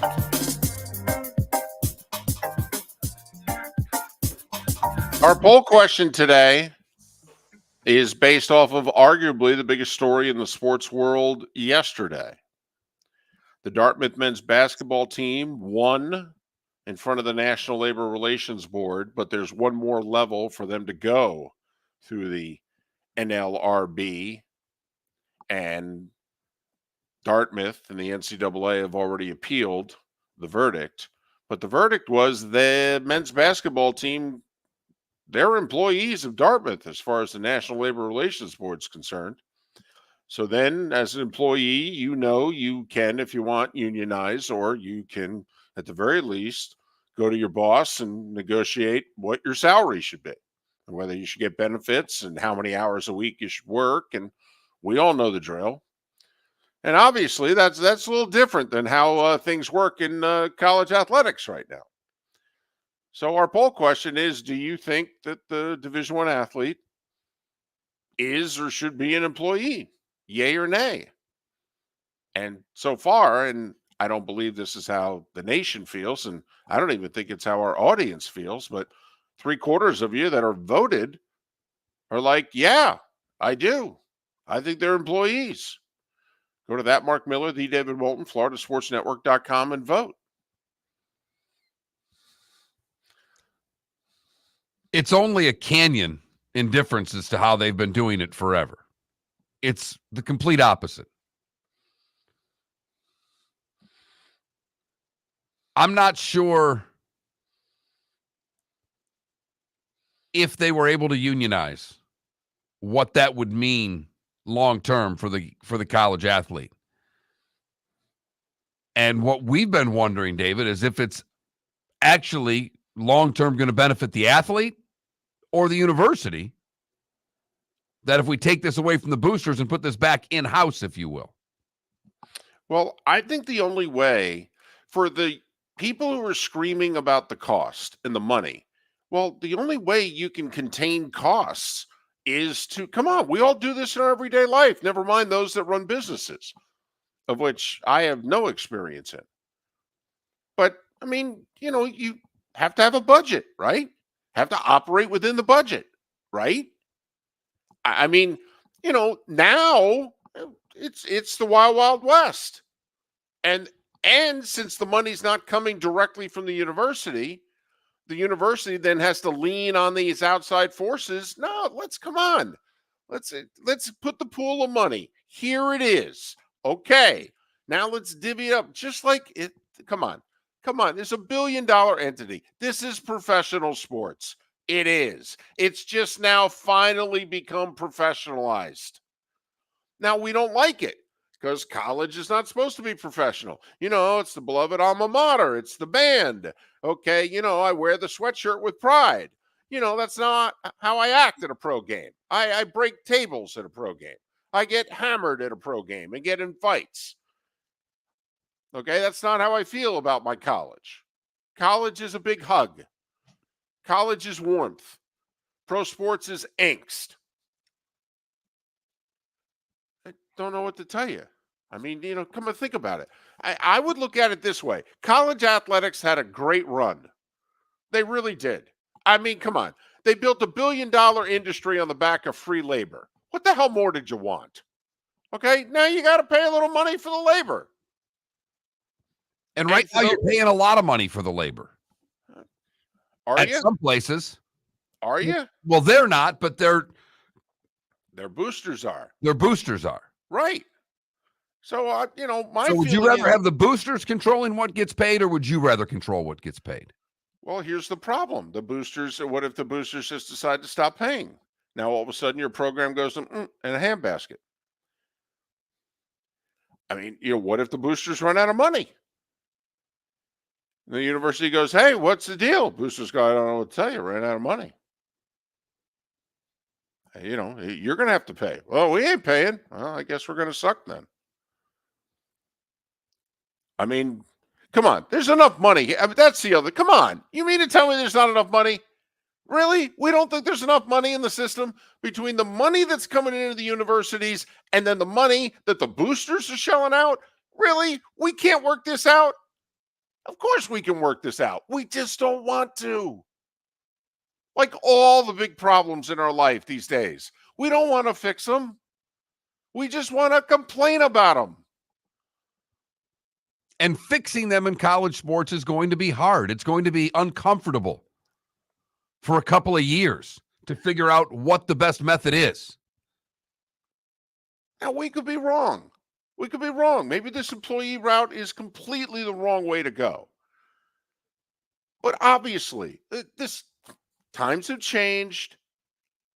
We're never going back to what it was.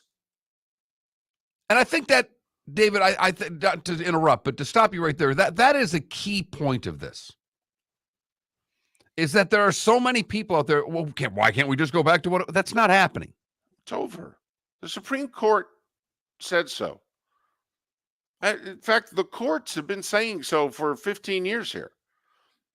Even the O'Bannon decision going back, which is nearly 15 years old now. I mean, they lost. Now, it wasn't, I thought this was going to happen with the O'Bannon decision. We thought that was going to be the dam breaking. And O'Bannon won, and it didn't lead to the financial dam breaking. And we were like wondering why. Why is this not breaking? Look at what they ruled. But, I mean, there are those that are saying, listen, the general student loan debt, you know how much college education costs? You don't think that's enough of payment for these athletes? They really deserve it. Doug Gottlieb, who was a, college athlete, scholarship athlete at Notre Dame and Oklahoma State. Doug Gottlieb is adamant. Trust me, scholarships more than enough. You want to do, expenses to go to Burger King, what have you, that's fine. But nope, that's enough. Not a dime. Oh, okay. I can respect that opinion. I don't agree with it, but I can respect it. But we ain't going back to that. It doesn't matter if you're right. That ship sailed. And once again, I think we can put a lot of blame on the NCAA upon losing. They didn't put any systems in place to try to slow this down. They didn't want anything to do with NIL. Then they come up after the fact and say, oh, these collectives are illegal. I mean, Charlie Baker's been in charge of the NCAA for 13 plus months. And now the NCAA is coming after Florida, Florida State, Tennessee, and apparently a whole bunch of others in the near future about what they did or didn't do concerning NIL. Do you know Charlie Baker, shortly after taking the job, was asked about NIL, and he said about the NCAA, quote, "We really don't have an NIL policy right now." Well, then how the hell are you going to discipline people about NIL? You said that a year ago. You're going to discipline about stuff that happened in 2022? I mean, this is how bad the NCAA looks. They're fighting past fights and arguments. Can they look forward, please? And their revenues at the NCAA have never been greater than they are right now. But they're using most of it for damn legal fees that are unnecessary if they would be thinking forward instead of trying to revert back in the past.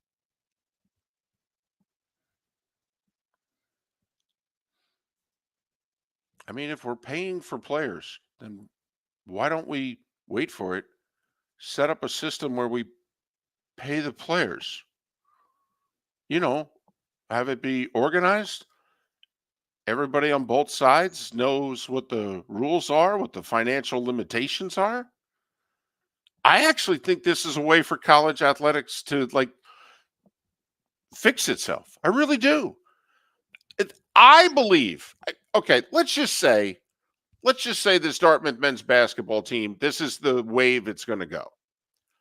Okay, who's going to organize the college athlete? No, seriously.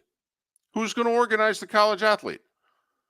Think about when these conferences and these schools decide, okay, they want to fight over the revenue. They want to be employees. They want to unionize. Okay, we're the boss. We'll tell them how much money there is we're going to give them. They're going to make a lot less than they're making now. Trust me. They may think about how hardball they could play. They could turn around, look at all these athletes and go, by the way, you don't get a college education. We'll pay you to play sports here. We ain't going to give you a scholarship. You want a scholarship? Let me tell you what that costs a year. We'll take that out of your pay. Wait a minute. I'm sorry. We can't do that. You don't even make that much money. You'll be paying us to come here and play. Think about how hard line these schools and conferences could get if they were employees. I mean, think about all of us. What some of the things that our bosses have told us and looked at us about and said to us, and then get away with it. Why? They're the boss. I'm telling you, this is the way I look at it. If I'm the NCAA, if I'm these schools and these conferences, please make them employees. I'll limit costs overnight. Put a dollar value on what? Well, I was going to pay you $100,000 a year, but you want to go to school? Okay, well that's $48,000. Oh, you want benefits? Oh, okay, well that's going to cost you $14,000. So okay, you can have a spot in class. 12 credits a semester. More than that, we'll take that out of your check. Benefits, yeah, okay. Yeah, you'll make $3,000 a month. Okay, welcome. Congratulations. That's if you stay on the team, by the way. Okay, employees get fired. Employees get fired. Never mind what Mongo just brings up in our Twitch chat room. You got states with all different labor laws. You can unionize in some states, okay? Good luck in Florida and Texas, by the way. Good luck. You can do it, but good luck.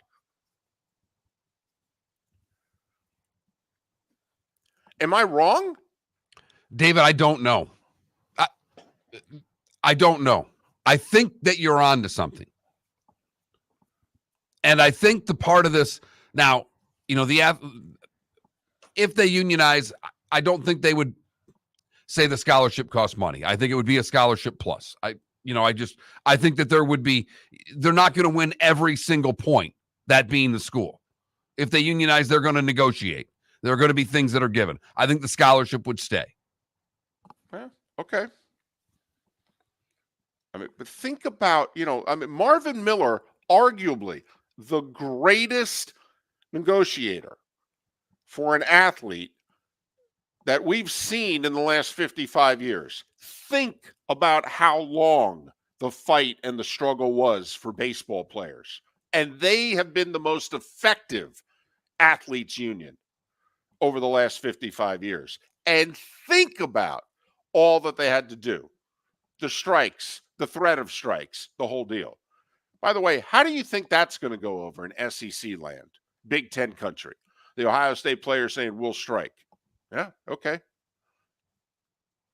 Like, you don't think push come to shove, those schools and then what have you say, we'll go get 50 more look just like you. David, we've never backed the athletes in pro levels for strikes. We've always sided with it, as the majority of the public has sided with the team when it comes to strikes. Now, my hope is if this were to happen, that they also budget for the other 15 to 20 varsity sports. That's my hope. What Miller and Moulton think is going to happen is they're going to budget for 6 sports. And they're going to tell most of the others, yeah, your club. You figure out a way, go find those boosters that used to pay and, finance It your would field kill hockey. the Olympic sports. Yeah. At the collegiate level. And Would kill them. And it will kill the United States in the Olympics, by the way, a generation from now. Trust me. We ain't going to be winning medals like we have been. If anybody cares about that. Once we lose, they do. Once we start getting dominated, because track and field would not be a college sport anymore. Doesn't make any money. Swimming would not be a college sport anymore. It doesn't make any money. And that's where all these great Olympians begin their training. Also, one of the downside for the player of unionizing and being an employee, guess what happens when you're an employee? What happens to your revenue, Mark, when you're an employee? Well, it's taxed. There you go. There you go. So you want to be able to go to sociology class? Okay, let's do the math again. This is what it costs, because I can sell your spot in class to somebody else, so I got to charge you for it. You know, let's go benefits and then taxes. By the way, you get taxed on the 100,000, not on the everything that's taken out of it. So, you're making Trent Bally money on Miller and Moulton. That's what you're making, but you've got a spot on the football team. Welcome. Thanks for listening. Florida Sports Network. The law firm of Michael F. Hornung specializes in criminal defense, DUI, personal injury, nursing home claims, and auto accidents. I'm a former prosecutor with over 34 years of experience. The information I know is information you need to know. If you've been arrested for a DUI, time is of the essence to maintain your driving privileges. Call the law firm of Michael F. Hornung for a free consultation. At the law firm of Michael F. Hornung, we are committed to excellence in your representation. Being a local attorney with local knowledge is clutch to the success of your case. For over 30 years, we have successfully represented the citizens of Southwest Florida. For a free consultation, call 239-437-0095. That's 239-437-0095. Our offices are conveniently located in Fort Myers. Visit online at mfh-law.com. Visit Jason and Todd at the Diamond District. 20 years ago, Jason and I had the idea for a jewelry store like no other, with a vast selection of certified diamonds priced 8 to 12% over cost. A team of individuals who are educated, driven, and believe in cultivating relationships. Today, we have become one of the largest independent jewelry stores in the country. Todd and I love what we do and are in the store nearly every day, along with our GIA gemologists, master jewelers, custom designers, and non-commissioned diamond consultants, all of which we consider family. As direct diamond importers, we travel the world, forging relationships and sourcing diamonds. What we love most about our business is that we can call Southwest Florida our home. If selection, value, and comfort are important to you, give the Diamond District an opportunity. You won't find a better diamond buying experience. Todd and I look forward to shaking your hand and welcoming you to our Diamond District family. At the Diamond District. Hello, friends and family of Southwest Florida. Are you looking to tap into the electric vehicle market? Well, look no further, because we here at Southwest Florida Golf Carts have just what you need. E-bikes, golf carts, LSVs, scooters, and more. Come down and talk with one of our experienced sales reps, have a soda and a smile, and you could be cruising the streets in your new EV today.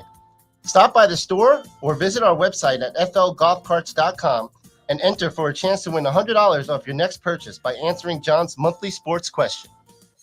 Located on the East Trail, locally owned Naples Tiki Bar and Grill is an outdoor eatery next to the Hitching Post Shopping Center. Island-inspired food with a true tiki theme. The best place in Naples to enjoy the beautiful weather in Southwest Florida. The Naples Tiki Bar and Grill offers a great menu for dine-in or takeout. Enjoy our famous pulled pork, huge burgers, and tiki bar cocktails. Don't miss happy hour every day from 3 to 6 and live music 7 days a week. See you soon at the Naples Tiki Bar and Grill, 11498 Tamiami Trail East. You were listening to Miller and Moulton on the Florida Sports Network.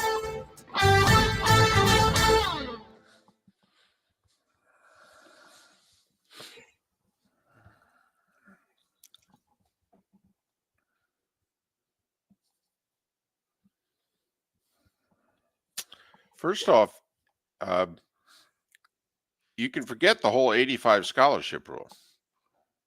Scholarships would probably go away. See, I don't think they would.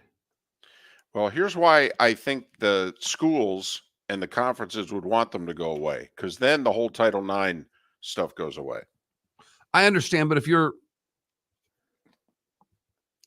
negotiating for the players, you're going to want the scholarships to stay. It would be a huge part of what you want. It would be number 2 or 3 on the list. Here's another thing, though. If you have the scholarships and you're limited in theory to how many you could have, what if they strike? You get rid of the scholarship, you could have 150 people on the roster. There's no way a whole team will strike. There's no way they wouldn't have roster limitations. Conferences wouldn't allow it. I mean, yeah, it's possible. Yeah, come on. You're right. I mean, baseball. Yeah, they all have roster. They all have roster size. So I mean, but here's the thing, though. Could you see the entire Ohio State team striking, or could you see part of the team wanting to strike and the second and third stringers go strike, man? go strike. Well, a strike wouldn't be a team. There would be in a union. It would be the whole union. It wouldn't just be Ohio State. All right.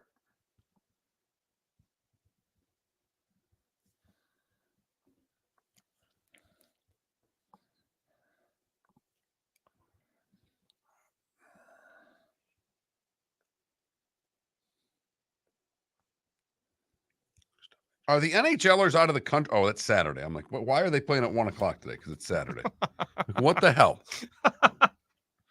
Coming in hot for a second there.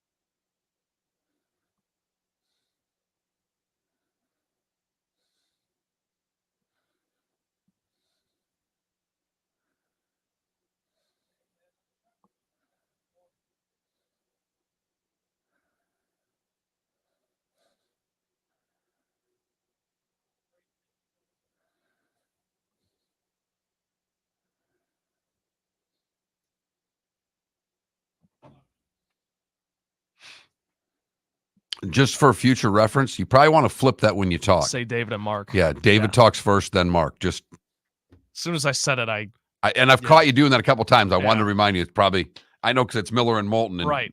But you're right, because David always introduces.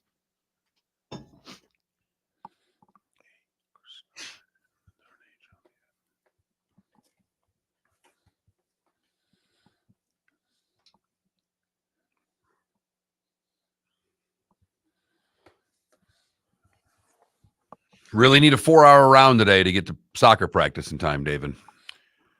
Do you guys take longer than 4? On Tuesdays, it's a shotgun. So Tuesdays, men's days. Usually it's about 4:10, 4:15.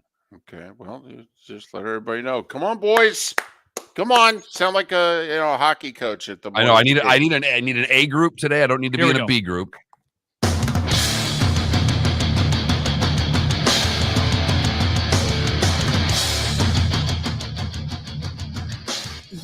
listening to Miller and Moulton, exclusively on the Florida Sports Network. And now, here's Mark Miller and David Moulton. Third and final hour of Miller and Moulton along the network. The Diamond District bonus hour is an hour away in the 239. Thanks so much for being with Miller and Moulton on the Florida Sports Network, floridasportsnetwork.com. Well, we've been talking about her story all day. It's even the focus of our poll question. If you think that the college athletes should, in fact, be employees, Amanda Kristovich covers sports business and college sports for Front Office Sports. You can follow Amanda on Twix, Twitter/X at A Kristovich, and then throw an H on the end. A Kristovich, and add an extra H. Amanda, it's David and Mark. Thanks for your time. How are you? I'm doing well. How are you? Thanks for having me. Well, it's our pleasure. All right. In a nutshell, what happened yesterday? In a nutshell, I think a lot of folks would describe yesterday as the day the NCAA died. I would describe it as the NCAA is in a coma and it's going to take a miracle to wake them up. And what I mean by that is that yesterday's ruling from the National Labor Relations Board that Dartmouth men's basketball players are employees, and that not only that, but they are eligible to unionize, completely shattered the NCAA's business model, right? Of course, Dartmouth is going to appeal. They told me as much about an hour after the decision came out. Everyone expected them to appeal. So this may not be the final decision, but this is a very labor-friendly National Labor Relations Board, and if this decision stands, it would set a precedent that all essentially private school Division I athletes are employees. So even if the public school athletes aren't deemed employees technically by the law, the NCAA would be in a very, very difficult position, and a position that would make it almost impossible to continue the amateurism model across Division I.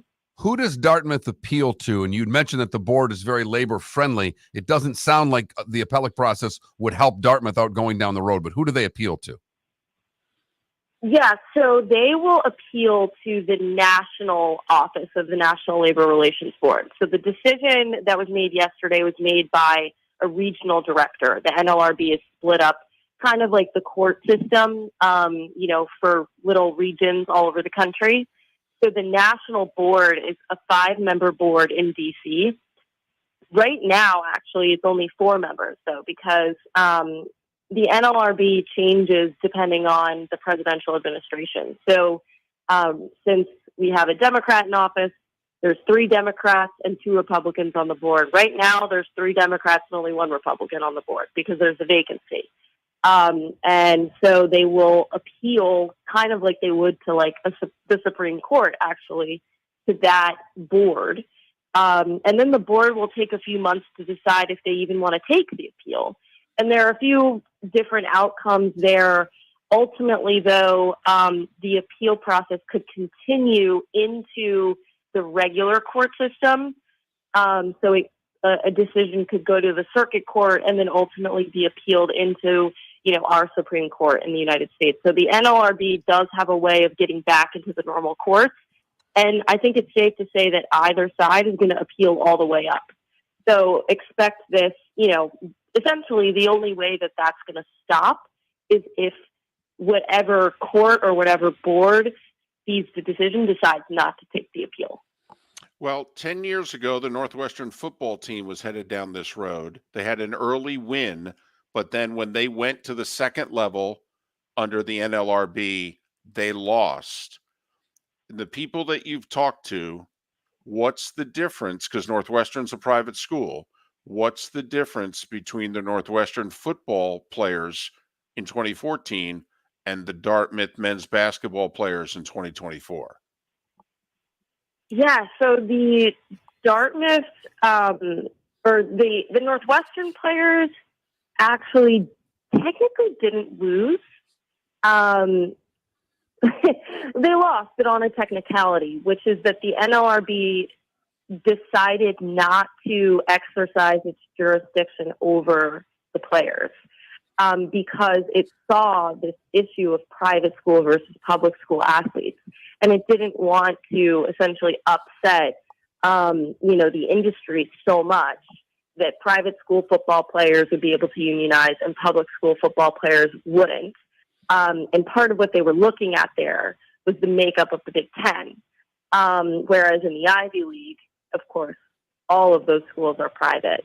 They essentially just decided not to rule either way. They didn't say that the Northwestern players weren't employees. They just didn't really want to exercise their jurisdiction.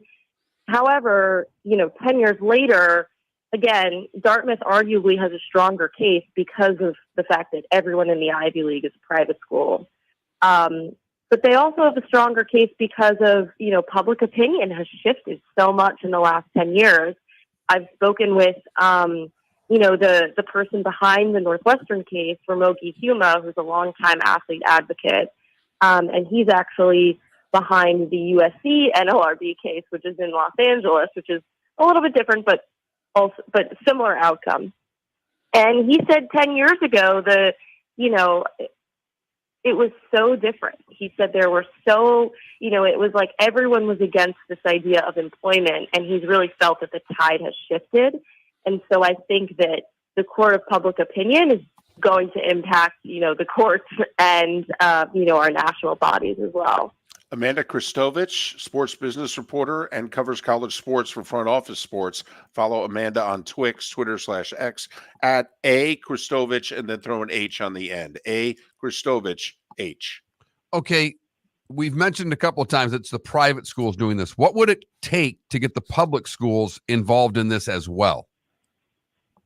Great question. Enter the USC case that I just mentioned, which is a slightly different type of case with the National Labor Relations Board, but that's the goal of the USC case. Ramogi Huma filed it instead of a unionization petition. It's something called an unfair labor practice, and he's saying that USC football and basketball players should be considered employees, and they should be considered employees not just of USC but also of the Pac-12 and the NCAA. And so, if he wins in that, it's not a lawsuit, but if he wins in that proceeding, the idea is that a precedent will be set that any athlete who is a student of a school, who's a football player or a basketball player in Division I, who's also part of a conference, who's also part of the NCAA, which is all of them, that through a labor law sort of loophole called the joint employer doctrine, they would all be considered employees, and there's all jurisdiction for them even at the public schools, because the public school athletes are part of a conference, they're part of the NCAA, and those two entities are employers, if that makes sense. So that's in the middle of trial. I've been going back and forth to LA over the past few months covering it, and we're not going to get a decision in that for several months, but it's a very interesting loophole. Even though USC is a private school, it would pertain to everyone in a major conference, and therefore, All right. Listen, our extent of the law is watching Law and Order, but this to us, Amanda, seems like this goes all the way to the Supreme Court, doesn't it? I would think so. I mean, that's the assumption I've been operating under since the Alston decision. I mean, Justice Brett Kavanaugh is begging for another case like this. They took the last case, related to college sports, that got to the Supreme Court, and the makeup of the Supreme Court is almost the same as it was when the NCAA lost 9-0 in Alston. So there is kind of like a legal reason as well that the Supreme Court might take the case. It's called a circuit split. But that just adds to your point that we're going all the way up to the Supreme Court. This is going to take probably a few years. But this is really the first time, that the first level of a court, in this current iteration of lawsuits and proceedings, has ruled on the athlete employment question. When the NCAA loses always, why are they always sitting on their hands trying not to do anything about this, and using the National Labor Relations Board or the Supreme Court, did they just have a false notion that they think somewhere they're going to win? I think they feel like they don't have a choice. So, you know what I mean? It's like they have they are so averse to letting go of the amateurism model that they're essentially like, well, it's win or go home, right, for them. And the other thing I'll say is that in the past several years, they've been losing left and right, but, you know, for decades, they won everything. You know, there's a great book that I read when I started on this beat. It's called Indentured, and it's basically like the history of the athlete advocate movement, and it goes all the way back to like the 80s, and the NCAA has been winning everything up until, you know, 8 or 9 years ago. So I think I think up until maybe last year, they were surprised that they had started losing and thought they could, you know, get back on track. And I think now it's just like they're fighting for survival. They don't have a choice. She covers sports business and college sports for Front Office Sports. Amanda Kristovich. Follow her on Twix, Twitter/X at the letter A, Kristovich, and then throw an H on the end. Amanda, thanks for making time for us. Great work. And when we call in the future, you don't hang up on us. Of course. Thank you for having me. Amanda Kristovich, kind enough to join us here on Miller and Moulton. I thought that interview was going very well until her incredulous reaction to all the way back in the 80s. And at that moment, the generational gap between Amanda and Miller and Moulton just exploded. You may be onto something there. I mean, it went all the way back to, and I'm thinking, 40s, 50s, all the way back to the 80s. And honestly, I don't know if I've ever felt older. Well, when her first words out of her mouth are, the day the NCAA died. Right. She set the tone with that one. Uh-huh. That was great. And then said, well, they're not dead yet, but it's in a coma, and we don't know if they're going to wake up. It's like, all right, we got to book her more often. That's a promo, by the way, right there. No doubt. Miller and Moulton, not dead, not even in a coma. But alive for the 80s. Wow. Hello, friends and family of Southwest Florida. Are you looking to tap into the electric vehicle market? Well, look further, because we here at Southwest Florida Golf Carts have just what you need. E-bikes, golf carts, LSVs, scooters, and more. Come down and talk with one of our experienced sales reps, have a soda and a smile, and you could be cruising the streets in your new EV today. Stop by the store or visit our website at flgolfcarts.com and enter for a chance to win $100 off your next purchase by answering John's monthly sports question. Visit Jason and Todd at the Diamond District. 20 years ago, Jason and I had the idea for a jewelry store like no other, with a vast selection of certified diamonds priced 8 to 12% over cost. A team of individuals who are educated, driven, and believe in cultivating relationships. Today, we have become one of the largest independent jewelry stores in the country. Todd and I love what we do and are in the store nearly every day, along with our GIA gemologists, master jewelers, custom designers, and non-commissioned diamond consultants, all of which we consider family. As direct diamond importers, we travel the world, forging relationships and sourcing diamonds. What we love most about our business is that we can call Southwest Florida our home. If selection, value, and comfort are important to you, give the Diamond District an opportunity. You won't find a better diamond buying experience. Todd and I look forward to shaking your hand and welcoming you to our Diamond District family. At the Diamond District. Located on the East Trail, locally owned Naples Tiki Bar and Grill is an outdoor eatery next to the Hitching Post Shopping Center. Island-inspired food with a true tiki theme. The best place in Naples to enjoy the beautiful weather in Southwest Florida. The Naples Tiki Bar and Grill offers a great menu for dine-in or takeout. Enjoy our famous pulled pork, huge burgers, and tiki bar cocktails. Don't miss happy hour every day from 3 to 6 and live music 7 days a week. See you soon at the Naples Tiki Bar and Grill, 11498 Tamiami Trail East. You You're listening to Miller and Moulton on the Florida Sports Network.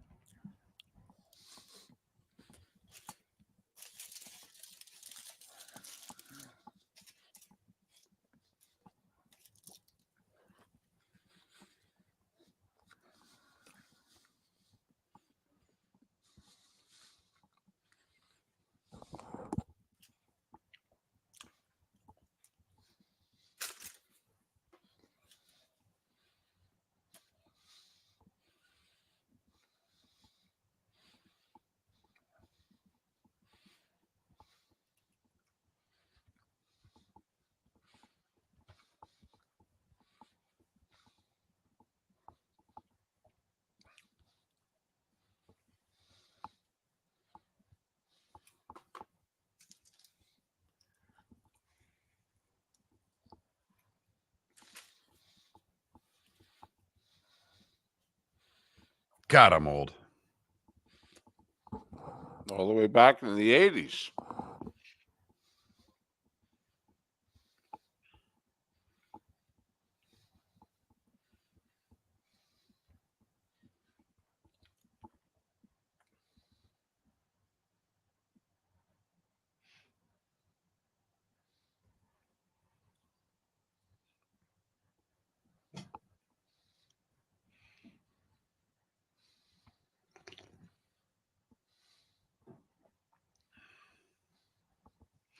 Oh, you going with the cheese today? They didn't eat that? It's the last 2 slices left. Last 2 slices left. I got you. So, Looks like Papa John's. Costco. We didn't go. It was bought for a 2-year-old's birthday party. It was left over. Okay. I was just gonna ask if you like Costco pizza. Hate it. I get it like twice a week. Hate it. Hate it. Never had it. Someone, in fact, our old producers made a comment that he liked it. And I turned to come find out that what he really meant was his wife likes it, and therefore he has to. Because I took a bite of it and I texted him from Costco. How could you steer me on this? How you, of all people, could tell me this is good pizza? And he's like, I'm sorry. Truth be told. Of course, for me, it's more about the price. I got you. I mean, it's $2 for a giant slice, 2,000 calories.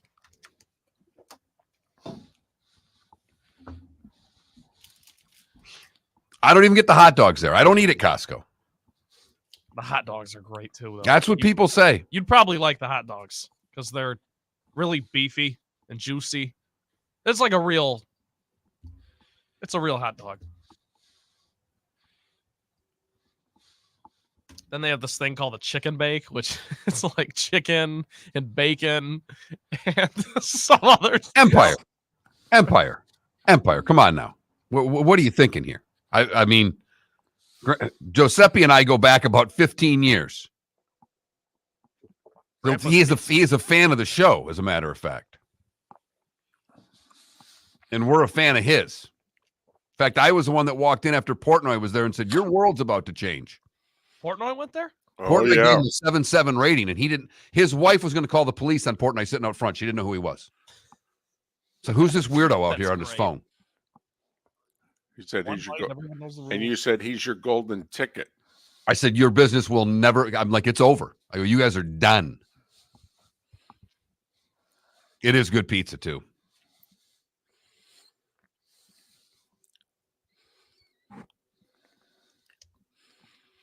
I gotta go see Grandpa. I haven't seen him in a while. Have him tell me some off-color jokes. Oh my goodness! Oh, he tells just uncomfortable jokes sometimes. They're fantastic. With great pizza. Perfect. Exactly. That sounds like lunch to me. Trent, you ready for the Swifty special? Never been readier. Okay. Ready to roll. Here we go.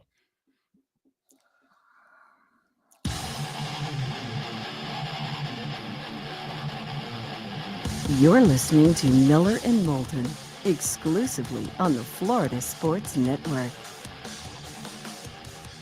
21 minutes past the hour. Thanks so much for being with us. Miller and Moulton, the Florida Sports Network, floridasportsnetwork.com. Our poll question.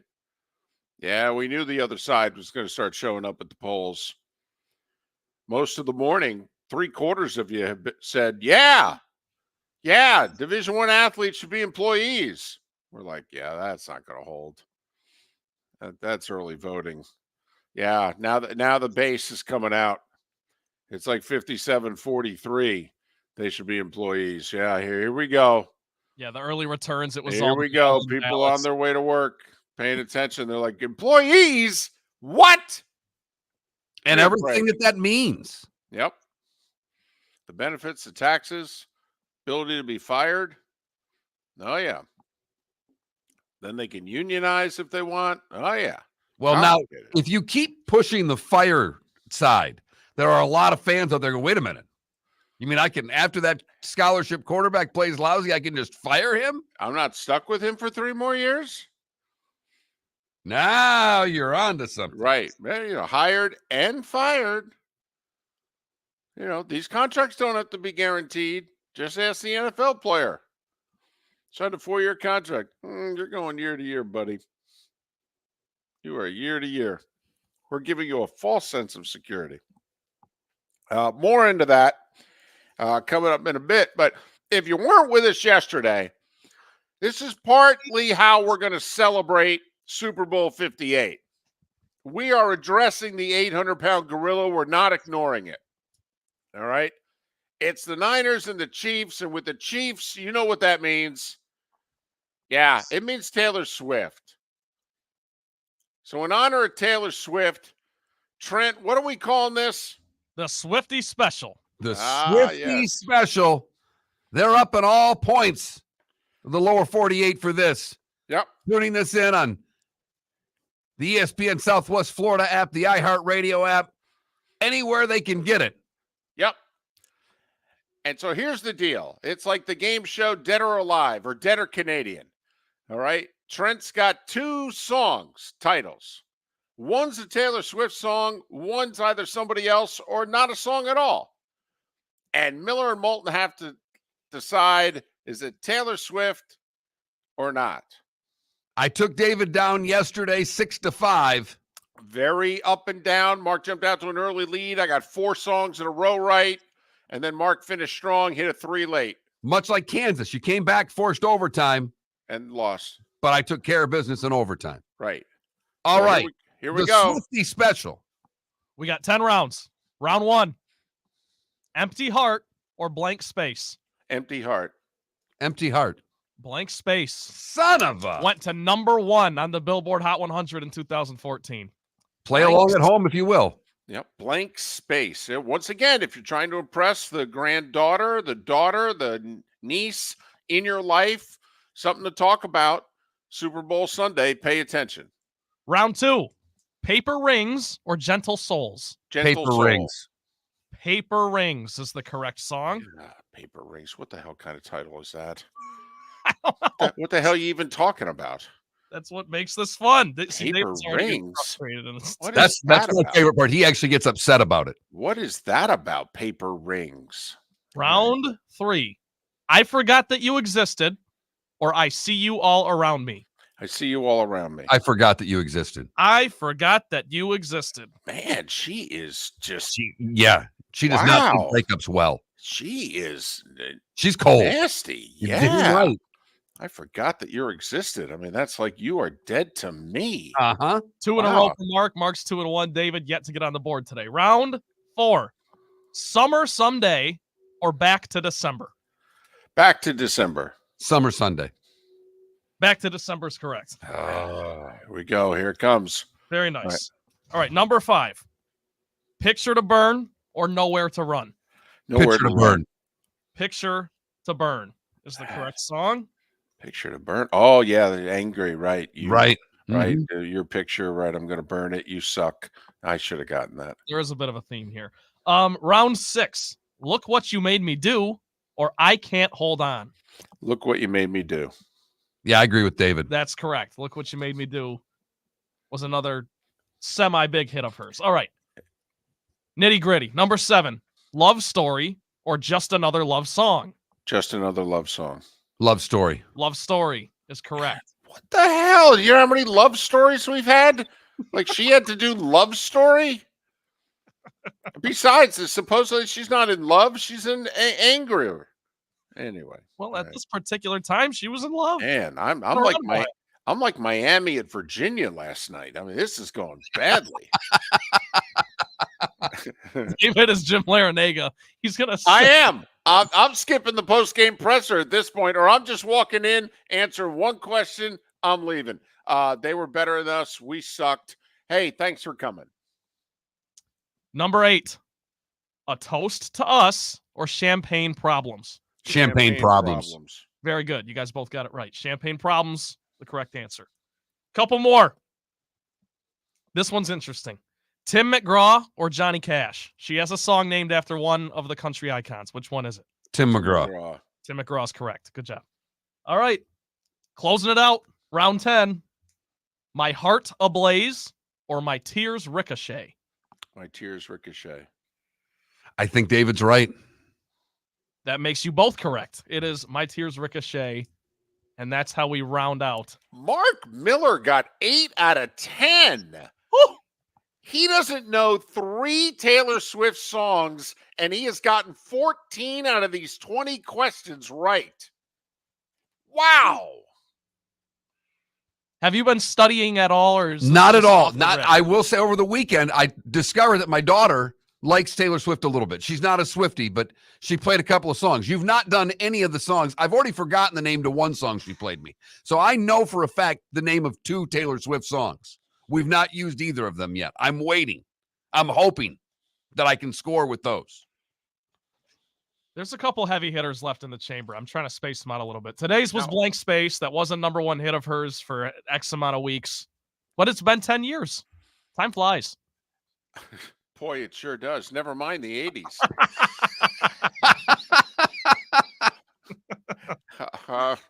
Now, remember, who's our source for this? You know, once again, it's Miller and Moulton. We're on a shoestring budget. Okay. You know, we could look it up on the internet, but our internet doesn't work half the time. So, Trent, who's our source? Brooklyn. Trent's brother's girlfriend, Brooklyn. Not She's the a one, Swiftie. not the one that went to the Lions game. No. Different girlfriend. Not the one that quote unquote commandeered the tickets, as David would say. It was Yes. This is Brooklyn. This is little brother's girlfriend. So both little brother, to review, both little brother and big brother have a girlfriend, and there's a girl in Wisconsin that's being set up with middle brother. Right, because she's moving to Southwest Florida, which is where Trent is.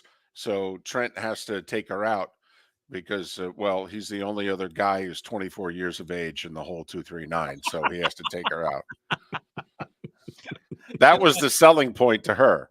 Well, I know a 24-year-old. He's the only one. No, he's literally, it says it's a pool of one. Yeah, but would you rather date someone your age or date someone a little older who has a lot of money? Well, don't tell her that you're young and broke. I mean, come on. I offered to pay for the date, for goodness sakes. And once I found out she was from Wisconsin. She'll figure that out when I ask her to get ice cream instead of dinner. We'll start the GoFundMe for the date. You'll be in good really. shape. He'll be fine. He'll be fine. All right. So that's a Swiftie special in honor of the Eagles and the Philly special, and addressing, you know, come on. It's, you know, Mahomes and Kelsey and Taylor. Helping you get ready for the big game. But once again, 2 days in a row, it's Mark with his finger firmly on the pulse of the Taylor Swift song titles. And there are a lot of them. I mean, do we really want to address that the Chiefs are really bad at covering the slot and Debo can line up there all day? Okay, which, by the way, whatever the Debo Samuel prop bets are, I'm taking the over. And I'm throwing money on Debo to be MVP. How about that? So there. Miller and Moulton. There, you want some Super Bowl talk? We got it. Or we can go back to Taylor Swift, whichever you prefer. Visit Jason and Todd at the Diamond District. When choosing something of high value and personal significance, such as a diamond, you want to shop with the best. And the mall is not the place to be. Here are my friends, Jason and Todd, with the Diamond District. Take a stroll in the mall, hop into a few jewelry stores, and you'll soon discover you're in the wrong place. Rings begin to look all alike. You're not finding GIA certified diamonds. You quickly realize you know more than a salesperson helping you, and all the same financing gets pushed on you. Visit Jason and me, and you'll find America's top bridal designers dealing exclusively with the diamond group. You'll find the largest selection of GIA certified diamonds, all priced 8 to 10% over cost. You'll find educated sales consultants who have many years' experience and are not paid commissions. And you'll find Todd and me in the store nearly every day, wanting to shake your hand and welcome you to our Diamond District family. Visit Jason and Todd at the Diamond District. The law firm of Michael F. Hornung specializes in criminal defense, DUI, personal injury, nursing home claims, and auto accidents. I'm a former prosecutor with over 34 years of experience. The information I know is information you need to know. If you've been arrested for a DUI, time is of the essence to maintain your driving privileges. Call the law firm of Michael F. Hornung for a free consultation. At the law firm of Michael F. Hornung, we are committed to excellence in your representation. Being a local attorney with local knowledge is clutch to the success of your case. For over 30 years, we have successfully represented the citizens of Southwest Florida.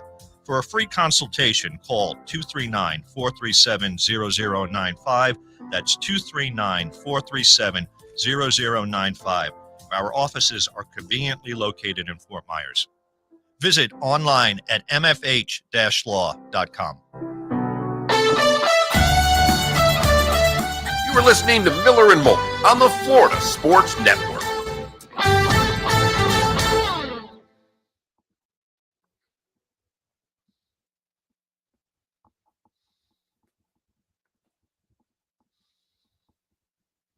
So is it Adam who works down the hall? Down, and then the Adam's back there. yeah, he I don't know if you heard it when he came in and shut the door as we were doing that last segment. Oh. So I was probably being too loud. Oh, whatever. I'll tell you what, in the summer, when it gets hot in here, I'm gonna have to start wearing. Well, in the summer, we'll have the AC cranked in a way that it shouldn't be as bad. Okay. I'm not like suffering back here or anything. I just like to have the door open when I don't can. blame you. Know?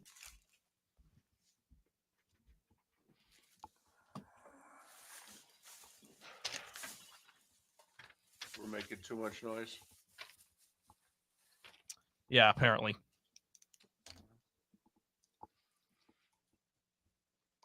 Either that or he just didn't want to hear about Taylor Swift, which would be valid. Yeah, I can't blame the guy.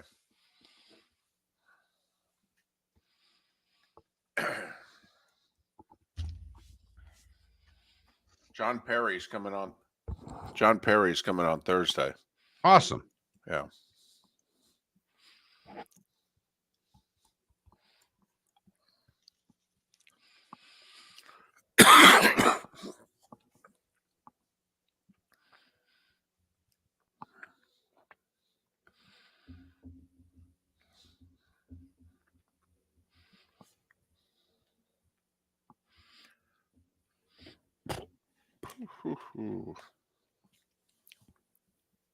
Logic Man, was it really called Operation Blizzard? Because if so, that's tremendous.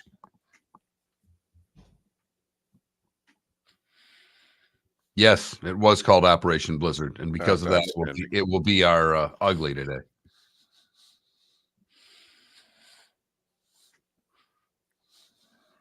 Oh, wow. Sugar Ray Leonard's coming to Naples to see the Parkinson's Association thing. Huh. It's in March. Let's see who's.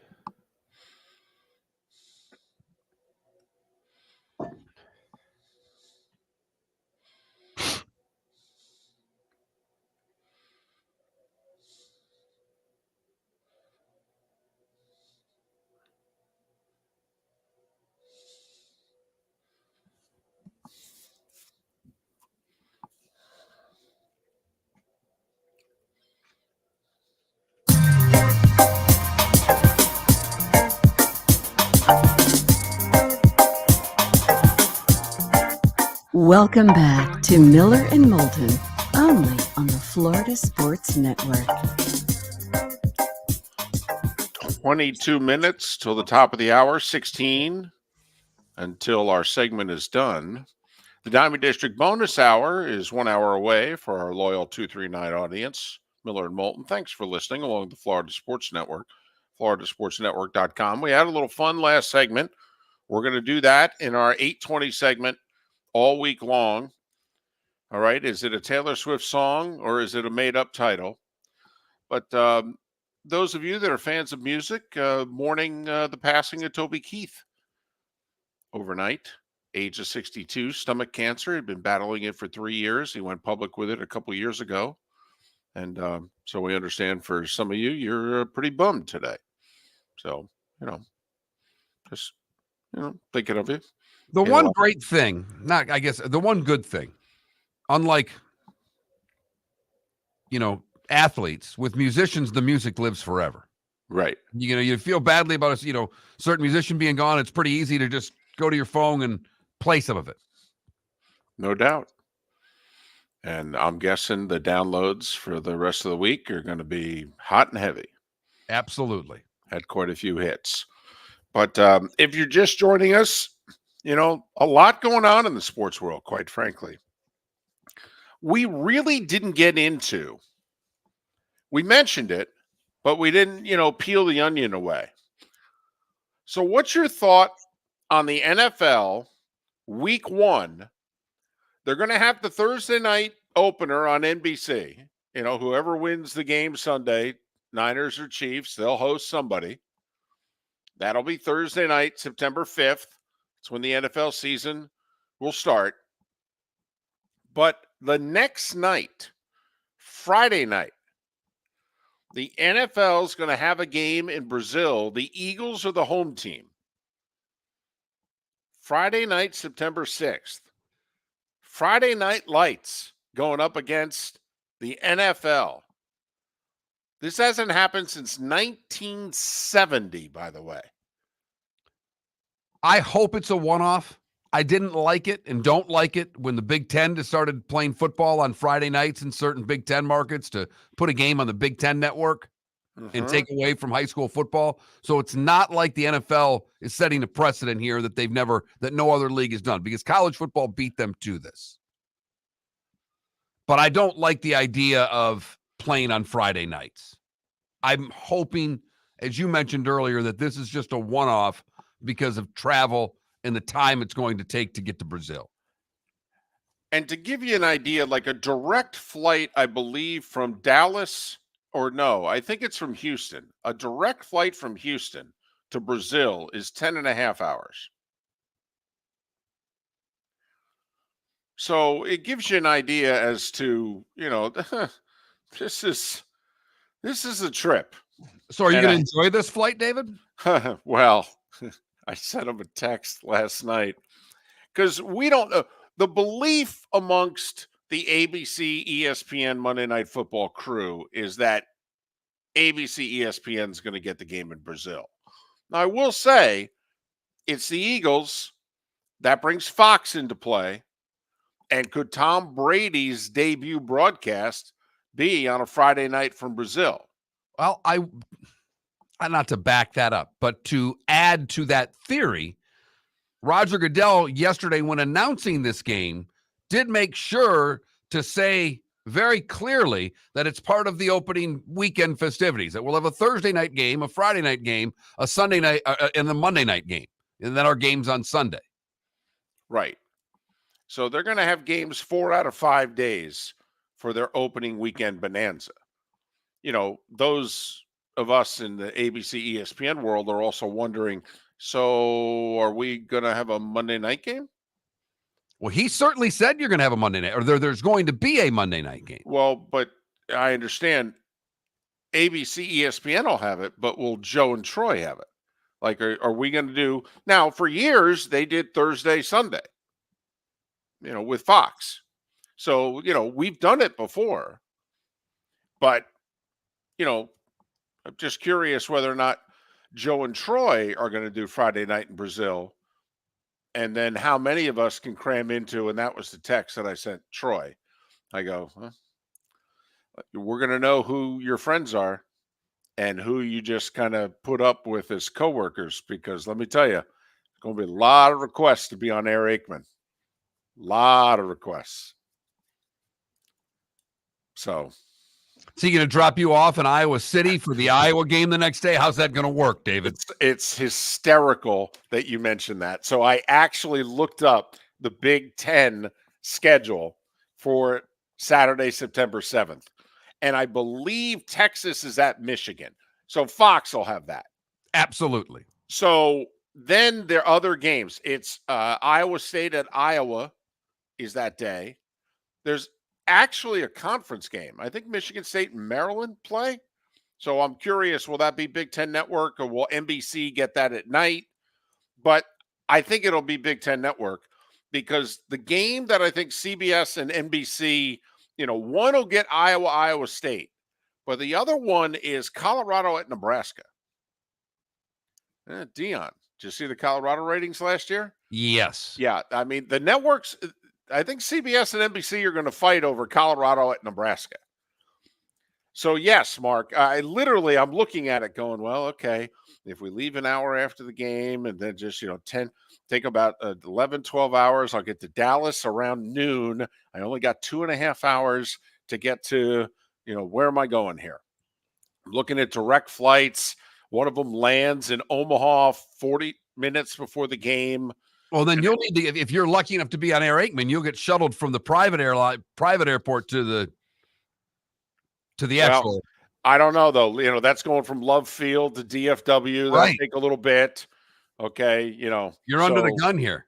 Yeah, well, there's no doubt. I'm not going to make it. If we've got the Friday night game in Brazil, I'm going to miss a game with Gary. Hang on, really quickly, Gary. Are you available? Yep. In September 7th.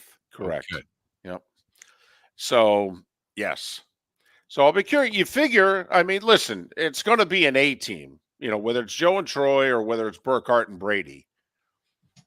I'm thinking it's going to be Joe and Troy. First off, ESPN's established in Brazil. And secondly, we have an extra day before our Monday night game. Whereas, Fox will want Burkhart and Brady doing a Sunday 4:25 game. Or do they want them, the first one, to be an all alone, standalone broadcast? Well, but also, like, the attitude that everybody has when upon hearing this news, either now or last night. I mean, how many people are going to be like, well, I'm going to be at high school football, I'm not going to watch. Or it's a Friday night, it's date night. I don't know what to tell you. I'm not, Friday and Saturday nights go out, do things. That's called the off season. Well, okay. We narrowed it down to we don't think the Eagles, NFC gets 9 home games next year. The Eagles are losing a home game for this, so they're only going to have 8. Don't think it'll be a divisional game. So that's the 3. So now we're down to 5. We don't think they play Carolina. Carolina's playing a game in Europe. We don't think they'll make them play Brazil and Europe. Jacksonville's playing at least one game in Europe, maybe two. So we don't think the Jags. So we've got it narrowed down to Cleveland, Atlanta, Green Bay, and Pittsburgh will be the opponent for the Eagles. Now, we think, the NFL is going to want to make this a BFD. So we think it's narrowed down to the Packers and the Steelers. Yep. So. And my hunch is the Packers. And mine's the Steelers.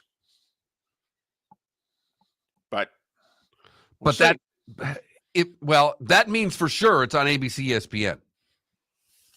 Yeah. I know they can do anything with any game now, but that whole Pittsburgh at Philadelphia would be a CBS game that would get their arm raised, saying, why aren't we getting that game? Right. So, but this is the NFL is going to have a Thursday night game. They will. Winner of the Super Bowl host. Then the Brazil game will be Friday night.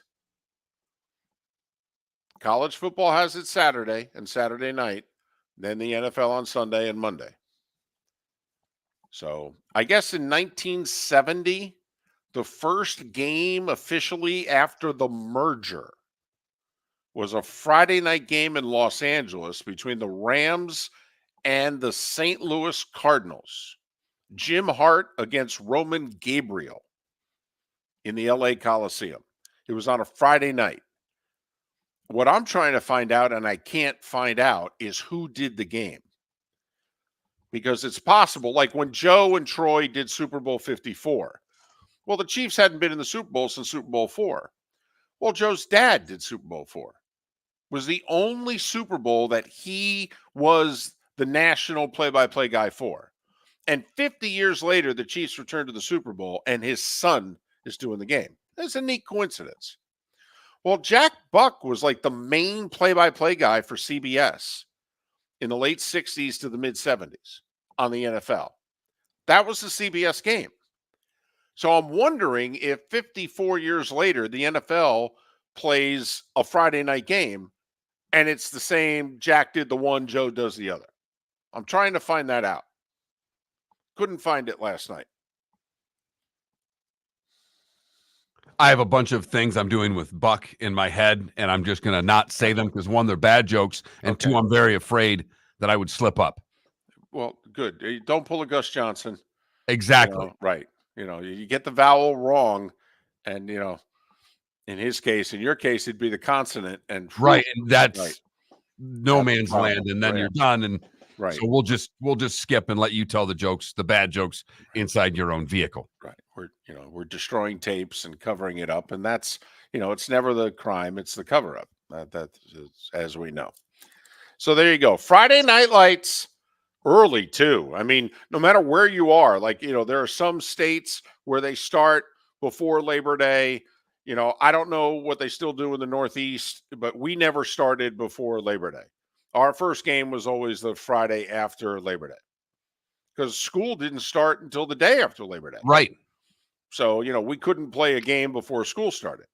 So this would be, and I'm guessing it's still the same, but where I grew up in Jersey, I mean, this literally would be the first Friday night of the high school football season. I don't think people are going to not go to their high school football game for Packers, Eagles, Steelers, Eagles week 1. No, but it may affect, whether or not your neighbor's going to see the kid play. No, I'll stay home and watch my Eagles. I'm not going to go watch Tom's son play. I would have gone, but I'm to stay home and watch the game tonight. Okay, I'll grant you that. But I mean, is there a grandparent who's not going to go watch their grandkid play? Nope. Right. So I don't know how much it'll hurt Friday Night Football nationally, even if they give them the Packers or the Steelers, two national brands.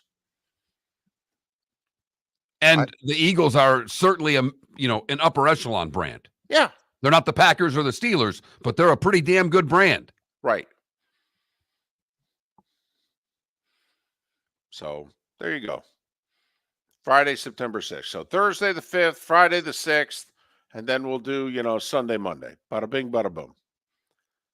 4 days of NFL football to get the season started when we're all foaming at the mouth because we haven't had football for 7 months. Now we get to add another game to the countdown. Opening day is this many days away. The Friday night game is this many days. Right. Brazil. Right. Well, Brazil. Right. The college football number, the NFL number, and then add one. We'll just call it Brazil. I just want you to do a show from Brazil. I want to see if you can pull that off. I'd love if it's Brady. Remember, he married a Brazilian. Be phenomenal if she was there. That'd be, come on. I mean, that'd be funny. Think they do a cutaway? It's like the most, outside of Pele, she's like the most famous Brazilian ever. Well, I know ESPN will. Yes, we would. Yes, it would come up in the production meeting. I'll tell you that. Remember, she walked runway in the Olympics. Like, who was she married? Wasn't she married to a quarterback, Troy? Is she single? I don't think you could say that. Probably not. Brent Musburger could get away with saying that. No one else can. Bring him back for the game. So there you have it. Friday Night Lights. The second game of the NFL season is Philadelphia will host in Brazil. I don't think it's going to be the success that the NFL thinks. Now, I'm foolish to bet against the NFL. I mean, I'm an idiot to bet against the NFL. Remember, the whole move in the draft to Thursday night? Dumbest idea in the world. Who the hell's going to watch that in prime time? Have a great rest of your day. And for those of the 239, the Diamond District bonus hour awaits. Hello, friends and family of Southwest Florida. Are you looking to tap into the electric vehicle market? Well, look no further, because we here at Southwest Florida Golf Carts have just what you need. E-bikes, golf carts, LSVs, scooters, and more. Come down and talk with one of our experienced sales reps, have a soda and a smile, and you could be cruising the streets in your new EV today. Stop by the store or visit our website at flgolfcarts.com and enter for a chance to win $100 off your next purchase by answering John's monthly sports question. Located on the East Trail, locally owned Naples Tiki Bar and Grill is an outdoor eatery next to the Hitching Post Shopping Center. Island-inspired food with a true tiki theme. The best place in Naples to enjoy the beautiful weather in Southwest Florida. The Naples Tiki Bar and Grill offers a great menu for dine-in or takeout. Enjoy our famous pulled pork, huge burgers, and tiki bar cocktails. Don't miss happy hour every day from 3 to 6 and live music 7 days a week. See you soon at the Naples Tiki Bar and Grill, 11498 Tamiami Trail. Mark Miller for Molly Maid. Why Molly Maid, you ask? Trust. Moulton was a customer for 15 years. Affordability. Didn't I just say Moulton was a customer for 15 years? Worry-free services. Our professional house cleaners are fully insured and a 24-hour warranty. Call Molly Maids today at 239-774-5839. That's 239-774-5839 or online at mollymaid.com/FTMYERS. That's mollymaid.com/FTMYERS. The waterways of Naples are a beauty to behold, and the Bayfront Inn has multiple ways for guests to enjoy the water and have some fun. Gather your family and friends and enjoy a leisurely day on the water with a pontoon or deck boat. If you prefer to explore the waterways without a motor, the Bayfront has canoes, standboards, and kayaks. At the end of your journey, enjoy lunch or dinner at the Bamboo Tropical Bar and Grill. The Bayfront Inn. Something for everyone. On 5th Avenue in Naples. The law firm of Michael F. Hornung specializes in criminal defense, DUI, personal injury, nursing home claims, and auto accidents. I'm a former prosecutor with over 34 years of experience. The information I know is information you need to know. If you've been arrested for a DUI, time is of the essence to maintain your driving privileges. Call the law firm of Michael F. Hornung for a free consultation. At the law firm of Michael F. Hornung, we are committed to excellence in your representation. Being a local attorney with local knowledge is clutch to the success of your case. For over 30 years, we have successfully represented the citizens of Southwest Florida. For a free consultation, call 239-437-0095. That's 239-437-0095. Our offices are conveniently located in Fort Myers. Visit online at mfh-law.com. You You're listening to Miller and Moulton on the Florida Sports Network.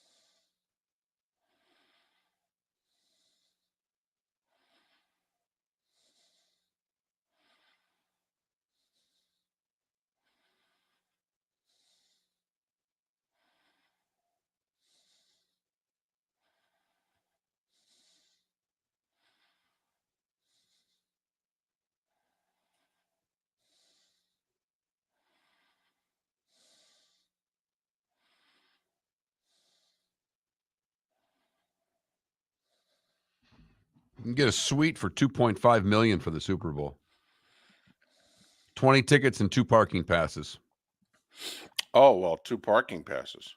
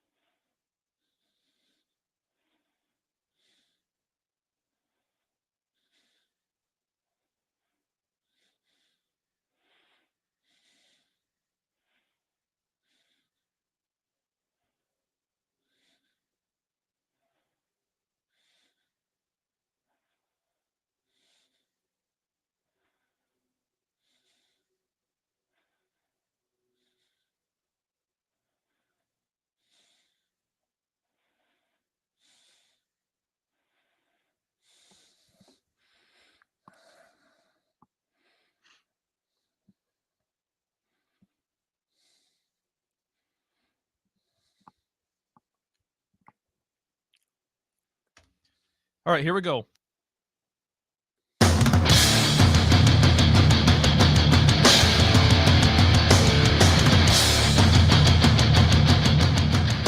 You are listening to Miller and Moulton, exclusively on the Florida Sports Network.